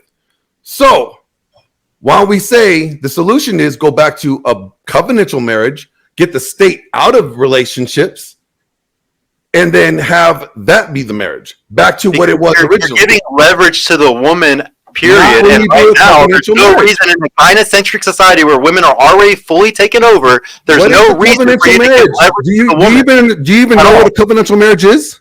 It's just through you and the church, and that's fine. If you Okay, wanna so then do it has something nothing to do with the state. You're not giving the woman any You're leverage. giving leverage. No, if you tell a woman, No. I'm going to be with you for the rest of my life, when my actual sexual strategy as a male is to have a quantity, not quality like a woman. When you have a whole different sexual strategy, you're signing yourself up for failure. Now, if she's the type of woman, she's like, look, I understand if you might go get your dick sucked one time or something like that. As long as you don't have, an affair with another woman and you're emotionally attached to another woman. If women made that decision before the marriage and they all said, we're all going to be okay with men living in their, hedonistic nature every once in a while because they're animals and they can make a mistake and we're still going to stay with them, I would say great. But the problem is the guy is giving up his entire sexual strategy for that woman when he does that. And I don't think that's okay. I think it's a high chance of breaking up or divorce. Then you don't believe in the Bible. So then you don't think the Bible's the best practice. I think the Bible's the best. It is or it isn't. Good people, pure good people, but no people are good and pure today. Everybody's going through trauma. Can you agree with me that most people are going through trauma, or most people are good people today? Which one? Are most people good, or most people going through trauma and bad? Trauma is not always a negative experience. Trauma. But I'm asking just really simply, like, is there more people that are fucked up, or more people that are really good people right now? That's debatable on the person. The person determines how they're going to be. I would just say that there's more people that are messed up. If I'm going to give you my opinion, I think 70 to 80% of people are super fucked up today. So we have to have a whole different strategy because people aren't moral. People don't have good virtues. People aren't good people. They sleep. A lot of women are sleeping around. There's no reason for you to sit here and try to do something historically that worked for you for the last 6,000 years, and we're not living in the last 6,000 years. What I'm proving is that you like to toot the church horn when it's convenient, but then you want to toot the secular horn when it's convenient. Because there's two different. Am I giving prescriptions to just men or just women? Glenn, which one am I giving prescriptions to? Just men or just women? Both, right? So actually, the prescription is, again, red pill tells you how people are, and the Bible tells you what to do about how people are. So, yeah, and I agree with you on that. I tell women to do exactly what the Bible says. I'm not going to tell men to do that. In the proper way. See, the marriage is not supposed to be involved in the state. Andrew could quote me on this. Nowhere in the Bible does it say, thou shalt get married with the state. Okay? Marriage was a covenant between a man, a woman, and God. That's it. Now, I'm saying that women don't deserve to get married today, bro. I just told Andrew this. I think if a guy finds a unicorn, I give him the prescription that he should fucking wife her. I want to get married, bro. I literally do want to get married. I think that if you find a unicorn, you should. Most these dorks are not going to find unicorns. Most of these guys aren't going to find a girl at all. If a girl, period. So the thing is, you have to give prescriptions based off of that. Now, do I tell women all day long, the best prescription for the women is always going to be the godly one. It's always going to be the religious one. Always keep your legs closed. Always do that. That's the best prescription for men, too. The best prescription for men is the godly one. Yes, it is. No, because these women are running laps on the men. So you're telling, hey, guys, I want you to sin and have a problem with God in the end so that maybe, you know what, you fuck up and then you go to hell because that's my prescription for you guys. I don't believe in heaven and hell. Heaven and hell is here on earth, Glenn. That is just to keep people locked into the religious. Yes, dude. Heaven and hell is here on earth. Go read the scripture some more, bro. You might learn what heaven and hell I have a degree in it. You don't. You're being a fundamentalist, bro. You believe everything literal. You believe everything literal in the Bible. You literally believe shit all literally. It's not literal. No. I believe shit because I know. Do you even know what a hermeneutic is? Do you even know? Okay, this is getting way off track. Any hermeneutic, Sergio? Answer that question. Do you even know what the word hermeneutics means? It's the study and debate. What does the word mean? What does the word mean? I just know it's the study of these things and debate. Study of what things? Study of what? In the Bible, I don't know if it's all religion or just Christianity. It's something like that. Actually, it's the study of literature, learning how to interpret what you read. Meaning, if you read Shakespeare, you have to practice hermeneutics and understand what Shakespeare. All right, wait, hang on. I'm gonna step in. I'm gonna hang on, Glenn. Hang on. The definition game, I feel like, is super lame. Let's move off that. We're going on for almost 3 hours. I do want to wrap up. You guys are more than welcome to connect. I'll be happy to connect you. I think you might have my number, Glenn. Do you? No, I don't have your number. I got you. Oh, wait a minute. I got your email. Yeah. Okay, well, yeah, I'll be happy to connect you guys. Do you have any last final questions for Andrew or Sergio? Well, like my question was going to go back to Andrew. Biblical patriarchy would be the best prescription to anybody that claims to be Christian, correct? Even if it was non-biblical Yes. patriarchy. So I think that patriarchy in a patriarchal structure is a fundamental which can't be escaped. So regardless of circumstance and even regardless of Christianity, I think that the default will always be patriarchal by necessity. Yeah. So even if you have a culture which is not Christian, in other words, for whatever reason, right, it'll still default to a patriarchal system. There's just no way around it. Glenn, are you married right now? Yeah, I've been married. Okay. What is your body count? My body count? Well, Yeah. let's see. It's up there. It's well over 50. It's well over Myron Gaines' quota. But wait, but why are you saying that like men should live by biblical blah blah blah, but you in your own action are fucking I will on say that I made the mistake of doing that. No way, like I did, and then I tried to say to do it. Everyone always says that. But I didn't say it was benefiting me. I'm never the one that's saying, "Oh, I brought gems back," because I didn't bring gems back. Dude, that's what anybody who understands religion understands that analogy. Like, I don't get how you don't understand that. Like how like a guy one day can go through trauma and learn. It's almost like literally saying, like it's like the girl that says, "You know what? Yeah, I sucked a lot of dick, but it was all practice for you, honey." Yes, like, because you know men and women are the same, right, Glenn? You said this on Twitter the other day. You said because men and women are the same, right? You're so goofy when you bring up that point. Men and women are the same. But you know what? Telling one group of people it's okay to sin is not okay. It's like, yeah, oh, you guys are cool to sin. Go ahead and do your sin. But girls, I'm not telling guys to go sin. I'm saying that they're not going to probably find a unicorn. You are, though. You are. How?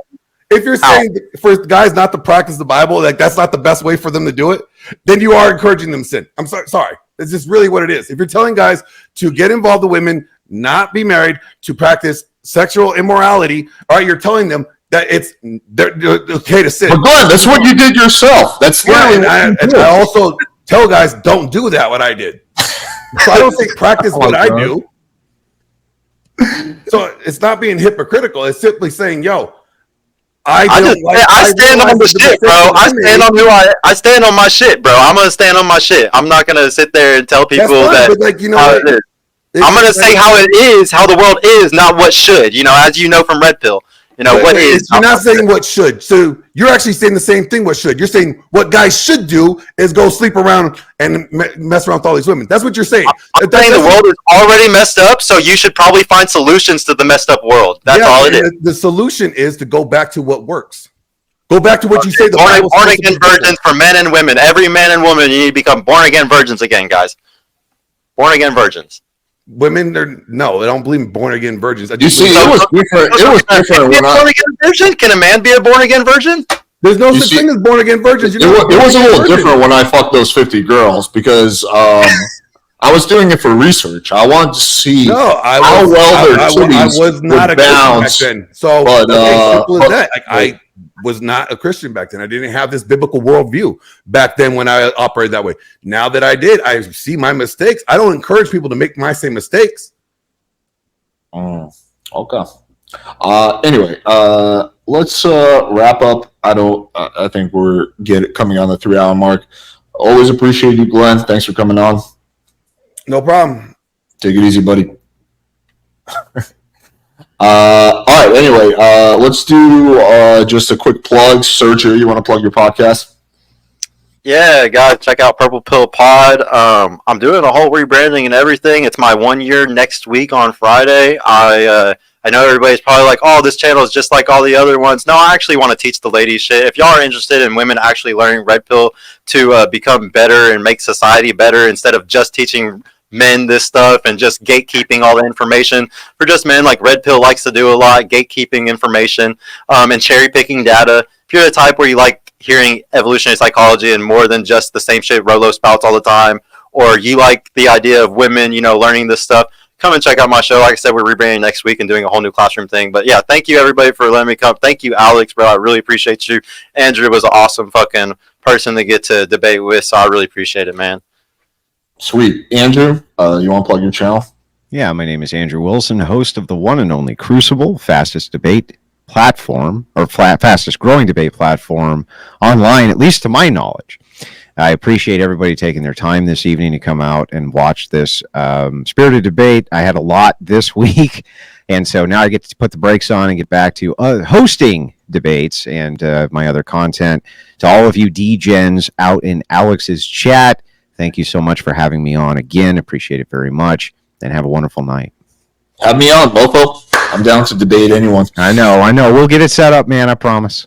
All right, Dude, cool. me and Alex for PUA versus a Soul Circle game or something. That would be fun. I don't know if we'll have actually. Let's talk offline. I don't know if we'll have too much of a disagreement when we get into the details. All right. Anyway, guys. So appreciate y'all. We're gonna wrap up. Tomorrow we are doing speed dating. So you guys have that to look forward to. We're also going to drop an epic video for you tomorrow, so stay tuned to that.